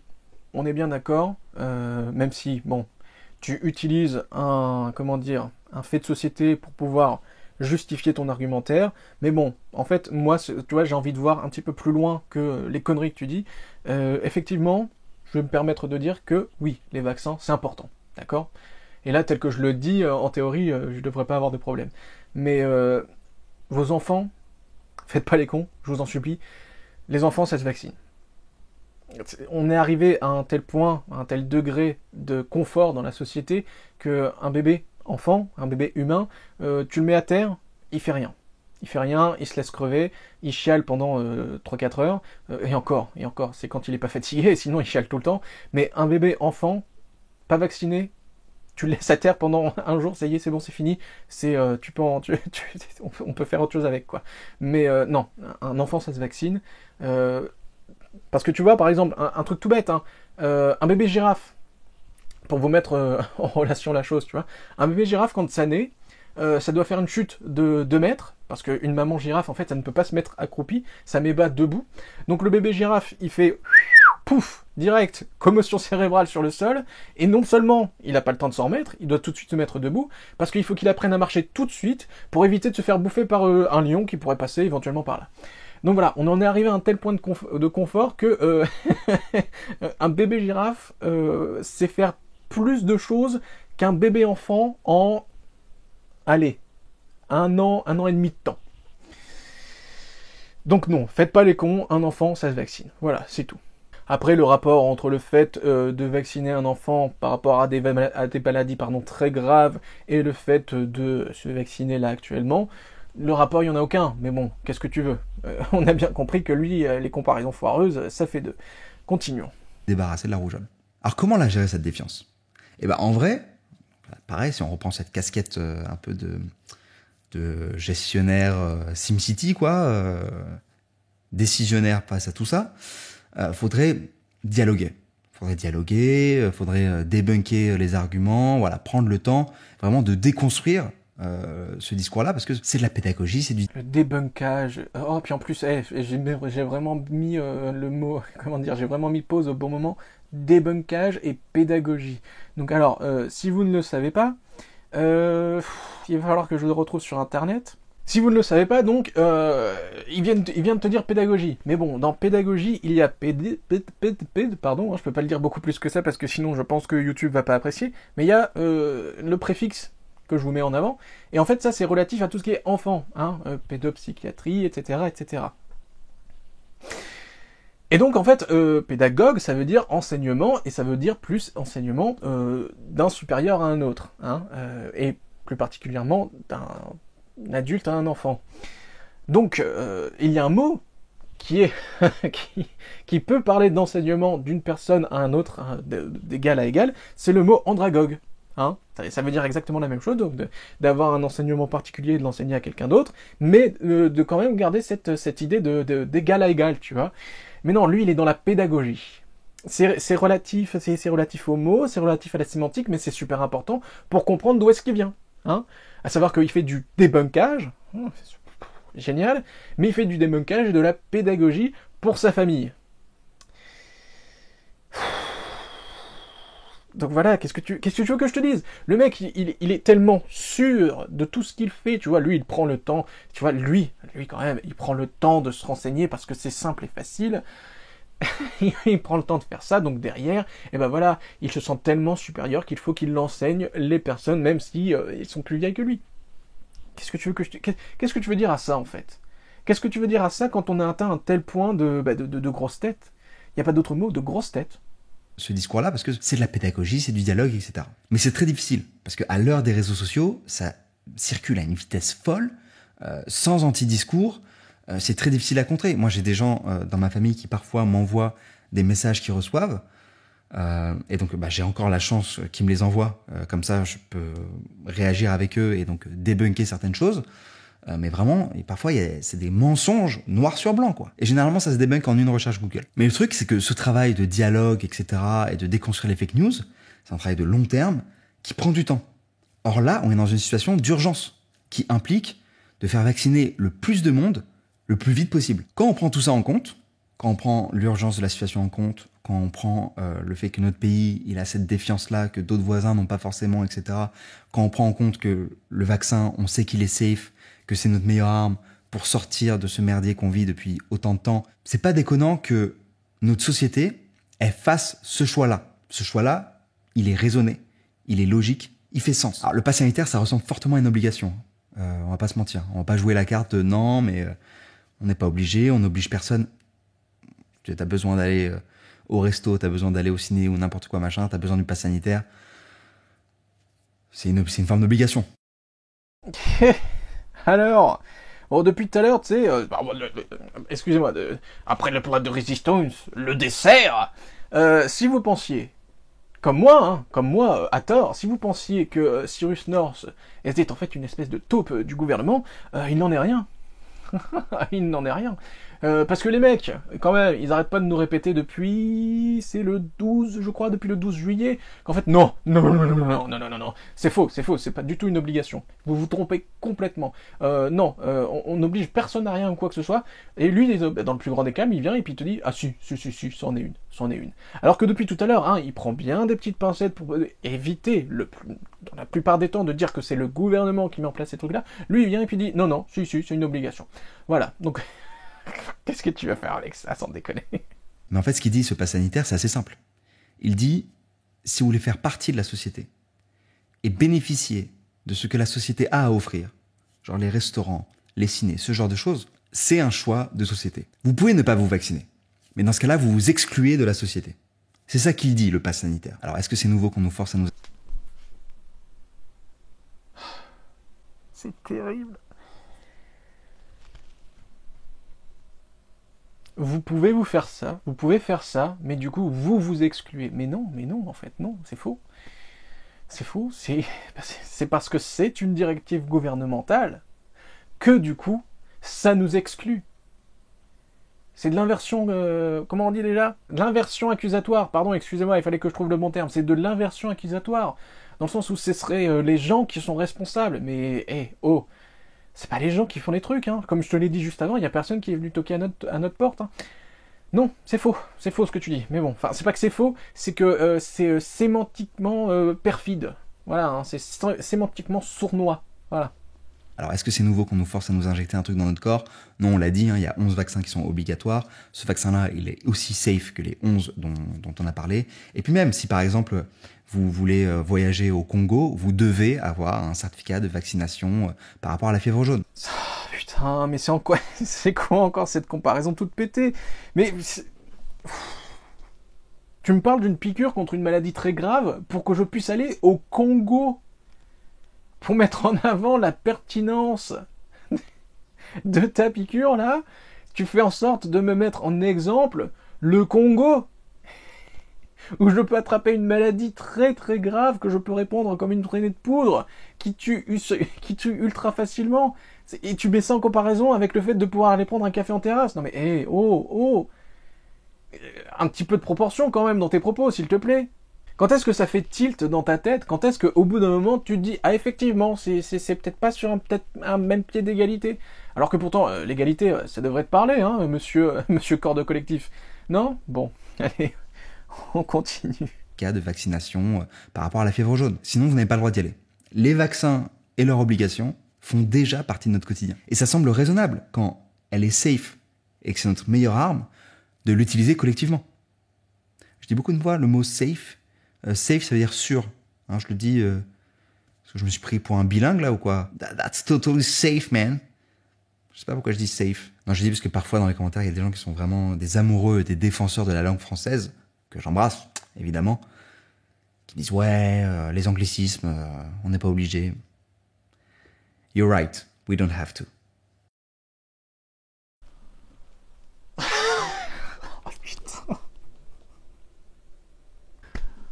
Oh, mais ce boomer! Oh la vache! Oh, ce boomer, quoi! Oh, ce boomer, quoi! C'est terrible. Je sais pas quoi dire. T'es un boomer. C'est ça. T'as à peine plus de 2 ans que moi. À peine plus de 2 ans que moi, pardon. Et en fait, t'as la mentalité d'un mec de 70 ans. T'es vieux. T'es vieux dans ta tête, t'es vieux et con, et t'es tellement vieux et con qu'en fait, tu prends la peine de nous faire la morale. Elle est belle ta vie. Ce qui est intéressant aussi, c'est que le fait que ce soit l'autorité qui nous pousse à nous vacciner, ça ouvre la porte à tous les fantasmes. Michel Foucault parlait même du biopouvoir et de la gouvernementalité des corps. Ça fait écho à une autre valeur importante qu'ont certaines personnes qui veulent pas se faire vacciner, qui est la sacralisation de la nature et du corps. Notre corps est sacré, et donc on n'a pas à nous dire ce qu'il faut mettre dedans. Il y en a même certains qui vont plus loin et qui disent vu qu'il est sacré, il peut se défendre tout seul, d'une certaine manière. Ça, généralement, c'est les gens qui utilisent très très peu de médicaments, qui les évitent. Oh, comment il sait? Comment il sait, Cyrus North? Non, mais parce que, par exemple, moi, là, tu vois, il y a 2 semaines, tu vois, j'ai chopé une sinusite, et du coup, je me suis dit, ah, ça fait chier quand même, mais je l'ai soigné avec des grogs, de la viande, et en me mouchant. Et puis, bah, la semaine d'après, c'était passé, quoi. Mais comment il sait, Cyrus North? Comment il sait? Il est quelque part. Il est quelque part dans ma chambre, c'est ça. Il sait que j'ai pas utilisé d'antibiotiques. Ça y est, là, je suis en train de l'éveiller. Peut-être qu'en le disant 3 fois dans un miroir, je vais réussir à l'invoquer. Ou sinon, il est peut-être caché en dessous de mon lit. Ah, ça le fait pas, ça, hein, par contre. Faut sortir, monsieur, là. Hein. Tout ça, c'est sans jugement de valeur. Hein. Moi-même, je sais pas pourquoi, genre, j'aime pas trop prendre du Doliprane, quoi. Genre, quand j'ai juste mal à la tête, je suis là, genre, je vis mon mal de tête. Je suis là, genre, non, mais j'ai mal à la tête, ça va. Mon corps va supporter d'avoir mal à la tête. C'est genre comme si le fait de vivre la douleur, ça me rendait plus fort, alors que je pense que je peux juste prendre un Doliprane, j'aurais moins mal à la tête, je serais plus heureux. On parle de différentes valeurs, il y a la logique, il y a les raisons scientifiques, et il y a les valeurs, et ça c'est plus compliqué. Mais pour revenir sur le côté, genre, sacralisation du corps, on n'a pas à me dire ce que je dois mettre dedans, c'est faux. C'est faux, on le fait déjà en fait. La société nous impose de mettre des choses dans notre corps, comme la société nous sauve notre corps quand il en a besoin, grâce à notre système de santé. Vous n'êtes pas né ni grandi seul sans l'aide de personne. La société, elle vous a fait naître, elle vous a instruit, elle vous a accompagné. J'arrête encore parce qu'il me saoule en fait. Je vous invite à remplacer le mot société par gouvernement à chaque fois qu'il le dit, et le vrai message, bah, il apparaît. Parce que, et là, malheureusement pour moi, on va encore m'accuser de prendre parti pour un camp, mais c'est la force des choses qui m'y pousse, je ne veux associer à aucun champ politique notre sociologue en herbe, mais sa manipulation des mots est propre à une certaine idéologie. Je vous rassure, je tâcherai de ne pas faire de partisanerie ici, mais ça commence à me saouler. Quand il dit « la société nous impose de mettre des choses dans notre corps », c'est lexicalement faux. Parce qu'ici, ce n'est pas la société, c'est le gouvernement, par les lois. Parce que la société, ce n'est pas celle qui rédige et applique les lois. Je vais vous mettre un lien de la définition du mot société dans la description. La société est l'ensemble des individus et à aucun moment la société n'est le gouvernement. À savoir le système politique en place qui impose la manière de vivre des gens. Et le gouvernement actuel qui met en place toutes ces mesures, ce n'est pas la société, à savoir le peuple français, c'est la République en marche, c'est Macron. C'est un non-sens de penser qu'on est totalement libre dans cette société. On ne l'est pas. Évidemment qu'on ne l'est pas. Il y a un tas de règles qu'on suit et qui sont tellement imprégnées en nous qu'on fait même plus attention. Vous voulez quitter la société et aller jouer les ermites? Bah rien que pour vous nourrir et survivre à votre environnement, ça va être une telle galère, vous allez être encore plus esclave que maintenant, en fait. Putain. Qu'est-ce que tu veux faire? Qu'est-ce que tu veux faire contre ça? J'ai même pas envie de développer. Enfin si, je vais le faire quand même, parce que bon, on est là pour ça, mais... Donc le mec, à partir du moment où, tu sais, il vient, il te dit, à partir du moment où tu fais ta propre bouffe, à partir du moment où tu fais ta propre maison, à partir du moment où tu te chauffes par toi-même, à partir du moment où tu arrives à te sustenter, donc de tes de tes besoins primaires, à partir de ce moment-là, eh ben, tu es plus esclave que jamais. Mais qu'est-ce que tu veux dire à ça? Donc le fait de, je ne sais pas moi, devoir être salarié, donc devoir rendre sa fiche d'imposition, devoir cotiser pour plein de trucs, etc., devoir être à l'heure au travail, etc. Non. Être dans une société où ton enfant doit se lever à une heure particulière, répondre à tout un format, etc., tout un schéma très particulier, où à cette heure-là, il doit faire ceci, à cette autre heure-là, il doit faire cela, à un conditionnement moral et psychique pour plusieurs années de sa vie, etc. Non, ça, c'est pas de l'esclavage, monsieur. Ça n'est absolument pas de l'esclavage. Non. Absolument pas. C'est le fait de faire ses propres choses par soi-même qui est de l'esclavage, bien entendu. Qu'est-ce que tu veux répondre à ça? Qu'est-ce que tu veux répondre à ça? Tu ne peux pas répondre à ça parce que le mec, il est complètement matrixé dans son truc. Tu ne peux pas y répondre et donc on va le laisser continuer de parler. Voilà. Une telle galère, vous allez être encore plus esclave que maintenant, en fait. On a beaucoup soutenu que le pass sanitaire était liberticide. Les gens adorent ce mot. Tu sais, genre, il fait un peu intelligent et tout. Voilà. C'est pas vrai. Faut revenir à ce que ça veut dire, en fait. Ouais. C'est ça qui m'avait le plus énervé. Liberticide, ça fait un petit peu intelligent, les gens ils aiment bien l'utiliser, voilà. Je vais vous inviter à faire un petit truc. Là on a le temps, tu vois, tu es en train de regarder la vidéo, donc je te laisse le temps de réfléchir. La manière dont il l'a dit, la manière dont il met en avant, ça s'appelle comment, hein, la posture qu'il prend pour dire liberticide, les gens ils aiment bien, ça fait un peu intelligent. Je t'en prie, vas-y, Mais dans les commentaires, qu'est-ce que c'est comme manière d'être? T'as pas trouvé? C'est pas grave, je te le donne. C'est du mépris. Ce mec est ouvertement en train de te mépriser si tu dis liberticide. La liberté, elle n'a pas de sens si on ne peut pas en jouir, si on ne peut pas l'exprimer. Dans un monde qui est confiné, avec des couvre-feux, etc., où en fait, rien qu'en parlant avec quelqu'un d'autre, je peux potentiellement lui nuire, elle est où la liberté? Quelle liberté? Ça sert à rien d'avoir une liberté dans ce monde-là, en fait. On va pousser l'exemple plus loin. Mais dans un monde sans cadre, anarchie totale, sans règles et que l'État peut pas me protéger, quelle liberté je peux exprimer? On a de la chance de vivre à notre époque et de faire en sorte que son discours puisse exister. Et de toute façon, l'histoire sera seul juge de ces personnes-là. Mais ce genre de discours, nous, avec le recul qu'on a par rapport aux événements du passé, ce genre de discours, il est radical. Hein, lexicalement, il est radical. Il fait complètement parti pris d'une chose, il fait parti pris d'une idéologie. Et bon, là, tel que je le dis maintenant, ça peut paraître, oh là là, dis donc, non, en fait, non, vous verrez bien. L'histoire me donnera raison ou pas, mais bon, bref, qu'est-ce que tu veux. Donc, on est effectivement face d'un boomer, comme je le disais tout à l'heure.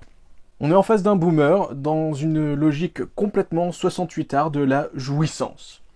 Il faut jouir de sa liberté. Avec des gosses qui avaient entre 4 et 6 ans, bah, vous savez, quand une petite fille de 5 ans et demi, commence à vous déshabiller, c'est fantastique.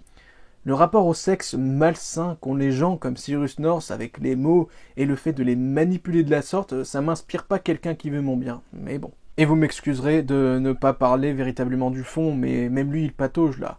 Alors que pourtant c'est lui le vulgarisateur philosophie. Tu vois, il aurait pu nous citer des penseurs, hein, il nous a dit Foucault, mais bon, c'est parti si vite que c'est parti aussi vite que c'est venu. Il aurait pu nous citer des penseurs sur la liberté, sur sa conditionnalité, etc. Mais il nous dit, elle est où ma liberté quand si je parle avec quelqu'un, je peux l'unir? Ça n'a aucun rapport. C'est exactement ce qu'on a entendu. C'est le discours même de Macron. Ça n'a juste aucun rapport. Que vaut votre liberté si vous me dites, je ne veux pas me faire vacciner? Mais si demain vous contaminez votre père, votre mère ou moi-même, je suis victime de votre liberté, alors que vous aviez la possibilité d'avoir quelque chose pour vous protéger et me protéger. Il fait volontairement l'acte de ridiculiser le discours des manifestants et des opposants au pass, qu'il a commencé à mépriser en les prenant de haut, les considérant hilarants, puisqu'il se croit intelligent en connaissant le mot liberticide, puis maintenant il caricature avec des exemples hors sujet. Alors que le discours des personnes qui s'opposent au pass, il est simple, hein, c'est le suivant. Non à la division étatique du peuple français. Voilà, c'est aussi simple que ça en fait. D'ailleurs, si le grand docteur épidémiologiste Cyrus North passe par là, à la lueur des éléments qu'on a aujourd'hui vis-à-vis des pays qui considèrent un reconfinement possible, qu'est-ce qu'il a de sanitaire, ce pass sanitaire? Dans quelle mesure ces mesures donc vont aider à améliorer la situation? Donc voilà, hein, donc si tu as la réponse à cette question, à savoir de quelle manière cela va aider, tu vois, n'hésite pas à me le dire. Parce que par exemple, quand on sait, à la lueur des nouveaux éléments, que les personnes qui se sont fait piqûrer peuvent être toujours contagieuses, quand les gens en plus, une fois qu'ils se sont fait piqûrer, ne se feront plus tester, et qui vont continuer à se contaminer, donc quand est-ce que ça devient sanitaire, le pass en question? Je te pose la question, hein, parce que visiblement, toi, t'es vachement calé sur le sujet. N'hésite pas, hein, l'espace des commentaires, il est là pour ça. Hein. Continuons, ta très jolie vidéo. C'est encore de l'ironie. L'État peut pas me protéger? Quelle liberté je peux exprimer? Le pass sanitaire, il nous enlève pas notre liberté. Il nous la donne, en fait. Il nous permet de la garder. Il nous permet de pouvoir exprimer notre liberté. C'est tout sauf liberticide. C'est l'exact opposé. Le fait que les gens se révoltent, c'est prévisible, et j'ai presque envie de dire normal. Bon encéphalogramme plat, hein. Heure du décès, 18 minutes 44. Le bénéfice du doute vient de mourir. Désolé, on n'a rien pu faire, hein. Cause du décès, c'était écrit quoi?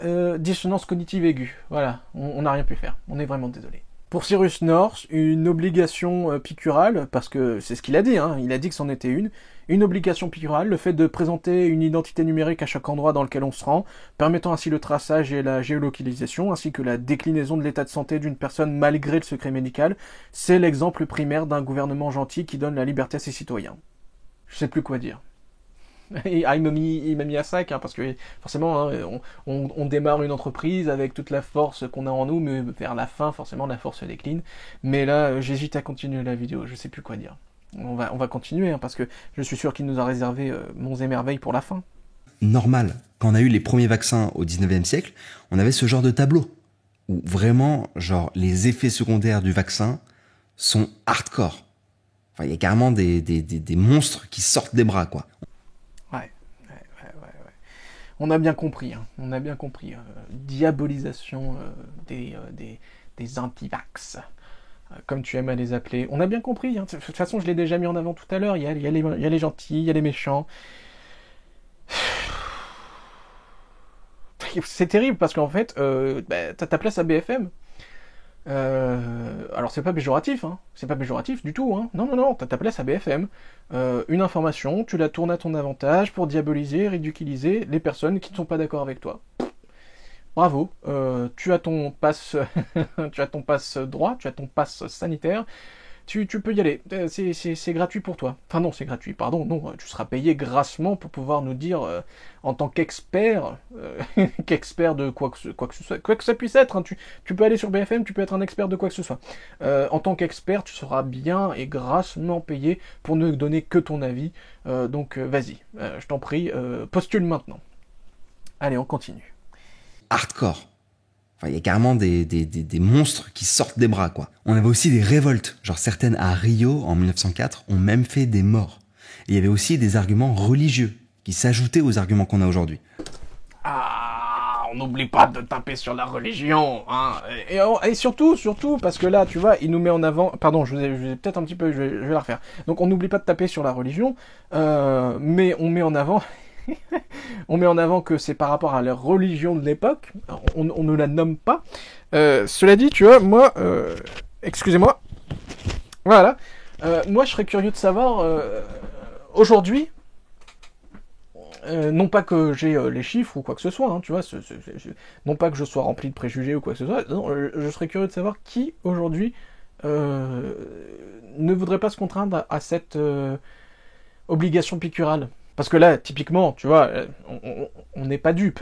Par rapport à ce qu'il nous mettait en avant, c'est par rapport à la religion de cet instant, par rapport à la fresque picturale qu'il nous a mis en avant, c'est par rapport au catholicisme, bien sûr. Hein, nous ne sommes pas dupes. Cela dit, voilà, il est tellement empreint de cet élan laïcard républicain boomer 68ard qu'il ne daigne pas nommer, et il dit la religion, de manière générale. Moi voilà, j'ai envie de savoir, et je serais curieux. Allez, on continue. Et il y avait aussi des arguments religieux qui s'ajoutaient aux arguments qu'on a aujourd'hui. Donc c'était une galère. Et pourtant, on a quand même rendu des vaccins obligatoires. En France, en 1902, il y a eu la variole. En 1938, celui contre la diphtérie. En 1940, celui contre le tétanos. Et en 1964, celui contre la poliomyélite. Ouais, alors, bon, on approche de la fin, et puis de toute façon, de manière générale, hein, il dit que de la merde. Donc oui, on a mis en place des vaccins obligatoires, et puis là, je vais me permettre de lire, parce que bon, moi, tu vois, je suis pas médecin, donc je sais pas tout. Mais je peux aller sur Wikipédia comme toi pour savoir ce qui se passe. Donc, je vais me permettre de lire. Donc oui, on a mis en place des vaccins obligatoires, par exemple, pour la variole, parce que, bah, là, je te lis des sites de santé, hein. Donc, lors des complications de variole, à mesure que les pustules continuent de grossir, la personne atteinte de variole éprouve habituellement beaucoup de douleur et continue à avoir une forte fièvre. Des croûtes commencent à se former vers le 8e ou le 9e jour, après le début des éruptions, puis les croûtes tombent, laissant des cicatrices creuses, donc avec tout ce que ça peut amener d'infection. La mort survient dans environ 30% des cas de variole majeure, chez les personnes non vaccinées. Parmi les personnes vaccinées, le taux de mortalité chute à environ 3%. Ces chiffres proviennent des taux de mortalité enregistrés avant 72, du dernier cas de variole survenu naturellement, ça veut dire qu'on a quand même complètement éradiqué. De nombreux décès sont causés par des infections bactériennes dans les lésions, par conséquent il est primordial de bien nettoyer les plaies. La mort des victimes de variole survient naturellement au cours de la 2e semaine après l'apparition des symptômes, et en plus de ça, c'est très contagieux. On a mis aussi un vaccin obligatoire pour la diphtérie, parce que les principales complications de la diphtérie sont cardiaques et neurologiques. La myocardite est habituellement évidente, du 10e au 14e jour, mais peut apparaître à tout moment au bout de la 1re et la 6e semaine, alors que même que les symptômes respiratoires locaux s'amendent. Des modifications non spécifiques de l'ECG sont présentes chez 20 à 30% des patients, mais une dissociation auriculo-ventriculaire, un bloc complet et des troubles du rythme ventriculaire peuvent survenir et sont associés à une mortalité élevée. Une insuffisance cardiaque peut se développer. La toxicité au niveau du système nerveux est rare, environ 5%, et limitée en cas de diphtérie respiratoire sévère. La toxine provoque une polyvénérite démyélisante qui affecte les nerfs crâniens et périphériques. Donc voilà, tu peux carrément plus utiliser ton cerveau, et en plus de ça, c'est ultra contagieux. Dans le cas du tétanos, on a également mis en place un vaccin obligatoire. Il doit être traité immédiatement, sinon il peut entraîner de graves complications. La raideur peut atteindre les muscles de la région des poumons et causer des difficultés respiratoires. Bon, ça, malheureusement, le tétanos, ce n'est pas si contagieux que ça, parce que ça n'est pas du tout contagieux même, mais ça peut s'attraper ultra facilement, d'où l'intérêt de mettre un vaccin en place. Et pour la poliomyélite, effectivement, on a mis également un vaccin en place parce que les complications sont possibles, comme des problèmes respiratoires, une paralysie des bras et des jambes qui peut devenir permanente, ainsi que la mort, voilà, tout simplement. Et effectivement, c'est aussi extrêmement contagieux. Donc oui, pour ces maladies, c'est logique de mettre des vaccins en place, surtout pour une période où la médecine n'est pas aussi au point qu'aujourd'hui. Il a oublié de le dire ça. Oui, parce que tu vois, la médecine, elle a tellement évolué qu'aujourd'hui qu'on peut te faire un test pour savoir si tu es malade ou non, même si tu es asymptomatique. Alors qu'avec les maladies qu'il a citées, on ne le voyait pas venir, c'est seulement quand les premiers symptômes arrivaient que t'étais mis au courant, et à ce moment-là, t'avais plus qu'à prier pour que les médecins et leurs médicaments fassent leur boulot. Il est logique de mettre ce genre de vaccin obligatoire pour les choses que ça engendre. On est d'accord là-dessus, c'est logique. Donc voilà, je ne sais pas de quoi te dire. Au bout d'un moment, les hospitalisations, en plus les hospitalisations en soins intensifs, elles ont baissé, la rémission, elle est en hausse. Les personnes qui décèdent alors qu'elles sont en hospitalisation et en soins intensifs, elles baissent aussi. Donc au bout d'un moment, je sais pas quoi te dire. Je sais pas quoi te dire, si ce n'est que, encore une fois, tu nous fais une comparaison foireuse avec les méthodes et les soins qu'on peut avoir aujourd'hui, avec des maladies très graves, très contagieuses, ultra létales, et tu fais encore une comparaison foireuse. Voilà, je ne sais pas quoi te dire de plus. On va écouter un petit peu ce que tu as à nous dire à la fin, mais bon, c'est la fin de la vidéo et j'ai envie de te dire que j'en ai vraiment assez de t'entendre. Voilà, des maladies qu'on connaît vaguement de nom, justement, grâce à ces décisions. Maintenant, il faut réussir à dépasser cette première réaction de peur au changement. Je pense que mon but avec cette vidéo... Oh, la peur au changement. Allez, c'est bon, tu m'as... Non, faut que je laisse jusqu'à la fin, parce qu'il y a un petit passage aussi qui est vachement sympathique. C'est pas d'inciter les gens à se faire vacciner, parce que la plupart d'entre eux vont le faire, quoi qu'il arrive.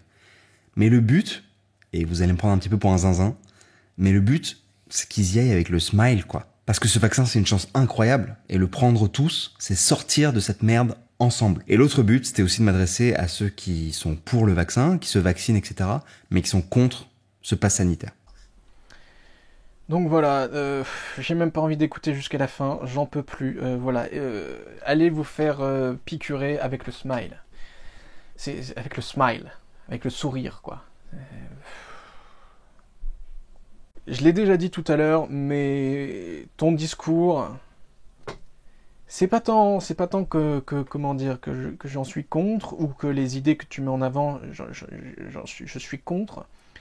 C'est surtout dans l'idée de me dire que la manière dont tu amènes la chose, la manière dont tu l'amènes sous ton seul prisme de pensée, la manière dont tu le fais pour en plus parfois décrédibiliser et mépriser certains pans de réflexion que tu ne respectes pas en fait. C'est ça qui m'embête le plus. Au bout d'un moment, j'ai envie de te dire, à toi et à toute la clique des youtubeurs qui se sont exprimés sur le sujet, fermez-la. Fermez-la à tout jamais, en fait. Vous êtes en train de créer une scission dans ce pays, et de manière générale, dans l'histoire, c'est ce que je pense. Tu vois, là, je parle à cœur ouvert. Toi, le gouvernement, vous êtes en train de créer une scission au niveau des peuples qui est sans pareil, en fait. Vous aurez d'un côté les personnes pures, les personnes impures, et ça va créer une espèce d'eugénisme où seuls les gens qui auront accès à, comment dire, qui se seront fait cette injection ne pourront être qu'acceptés. Et vous vous en rendez pas compte. Vous vous en rendez pas compte parce que vous êtes dans votre bulle, vous êtes dans votre petit moi, vous avez le luxe de pouvoir parler devant une caméra, pardon, face cam, j'allais dire, devant une caméra pendant 2 heures, un week-end par mois pour pouvoir sortir 2 vidéos par mois. Vous avez le luxe de pouvoir faire tout ça et du coup, dans cet entre-soi, vous ne voyez absolument pas les répercussions que peuvent avoir votre dialogue. Je t'ai vu encore dire sur Twitter, parce que c'est un truc de fou, oui, il va falloir faire en sorte que les plateformes comme Google et Twitter prennent acte par rapport au discours des anti-vaccins et le fait que leur discours ait tué des gens. C'est quoi cette espèce d'incitation, de volonté de censure vis-à-vis des discours qui ne te sont pas propres, parce qu'éventuellement il y a des gens qui en meurent. Mais écoute, si ces gens ils sont aussi bêtes entre guillemets pour ne pas se faire vacciner par rapport à la poliomyélite ou ce genre de choses, ou par rapport à la fièvre jaune parce qu'ils vont au Congo, c'est leur faute. C'est leur faute. Et en fait, avec ton discours, tu leur témoignes de tellement de mépris que pourquoi est-ce que tu t'y intéresses? Votre altruisme de façade, à vous et à tous les youtubeurs, votre espèce de signalement de vertu constant, il faut que ça cesse, parce que vous êtes en train de créer dans le discours social et dans le discours de la société un discours très eugéniste, un discours qui ne fait qu'aller vers la fragmentation, vers la fracture de la population. Vous ne faites que ça, vous n'aidez pas. C'est ça le pire dans cette histoire, c'est que vous pensez certainement, dans votre petit appartement ultra important, tellement important qu'il faut le mettre en vidéo, vous pensez certainement que c'est très important qu'on puisse vous entendre sur ce sujet, mais fermez-la. Ce n'est pas votre rôle. Tu vois, il y a encore ma gélatine qui se barre. Ce n'est pas votre rôle que de donner votre point de vue sur ces sujets-là. Ça n'est pas important. Et le fait qu'on puisse vous entendre autant vis-à-vis de ces sujets-là, et le fait que votre parole ait autant de poids, parce que c'est une parole médiatique, le fait que ce soit aussi entendu est dangereux. C'est dangereux parce que vous ne mesurez absolument pas. Vous ne mesurez absolument pas la portée de votre discours. Tu vois, contrairement à toi, personnellement, je n'ai actuellement aucune idée de comment faire en sorte qu'on puisse, nous, en tant que peuple, se sortir de ce pétrin. Mais en attendant, c'est pas mon rôle. C'est pas mon rôle parce que je suis pas médecin, je suis pas ministre de la Santé, je ne suis pas scientifique, je ne fais pas partie du gouvernement, je n'ai aucun pouvoir. Tu vois? Donc, à ce tarif-là, je m'abstiens de dire quoi que ce soit. Et je pense que tu devrais en faire de même. C'est pas parce que tu as lu quelques lignes sur Wikipédia que forcément, ça y est, ça fait de toi un scientifique. C'est pas parce que tu fais du débunkage pour ta famille que ça y est, t'es un scientifique ou un médecin. Il va falloir que ça cesse. Il va falloir que ça cesse, cette espèce d'aura que vous pensez avoir parce que vous êtes renommé. C'est la fin de cette vidéo. Je m'en fous totalement qu'elle puisse vous plaire parce que c'est pas le but. Le but, c'est vraiment de m'adresser à Cyrus North et à lui dire d'arrêter. C'est pas lui, c'est pas juste lui, c'est à tout le monde. Arrêtez. Il faut qu'ils arrêtent. Là, c'est plus du ressort des youtubeurs, des influenceurs qui vont faire des trucs à l'Elysée avec Gabriel Attal, le porte-parole du gouvernement d'Emmanuel Macron. Là, c'est plus ça, en fait. Là, c'est plus ça. Donc, cette vidéo est terminée. Partagez-la, commentez, c'est super important. Like ou dislike, faites-vous plaisir. À vous qui êtes en train de regarder, la seule chose que j'ai envie de vous dire, ne tombez pas dans une espèce de covidisme outrancier où votre vie ne devrait être dictée que par une maladie. Moi, je me souviens que quand j'étais gamin, oui, ça y est, je fais l'ancien, que quand j'étais adolescent, on allait au collège et en 5e, 4e, enfin tu vois, dans ces eaux-là, dès que l'hiver arrivait, tu pouvais être sûr que tu avais une dizaine de gamins qui avaient la morve-au-nez et qui éternuaient dans tous les sens. Dans des salles fermées, forcément, parce que c'est l'hiver, et tout le monde se refilait leur truc en fait. Je te dis pas que voilà, c'est pas une, comment dire, c'est pas une comparaison, c'est plus ou moins une comparaison foireuse, mais ça n'est pas véritablement une.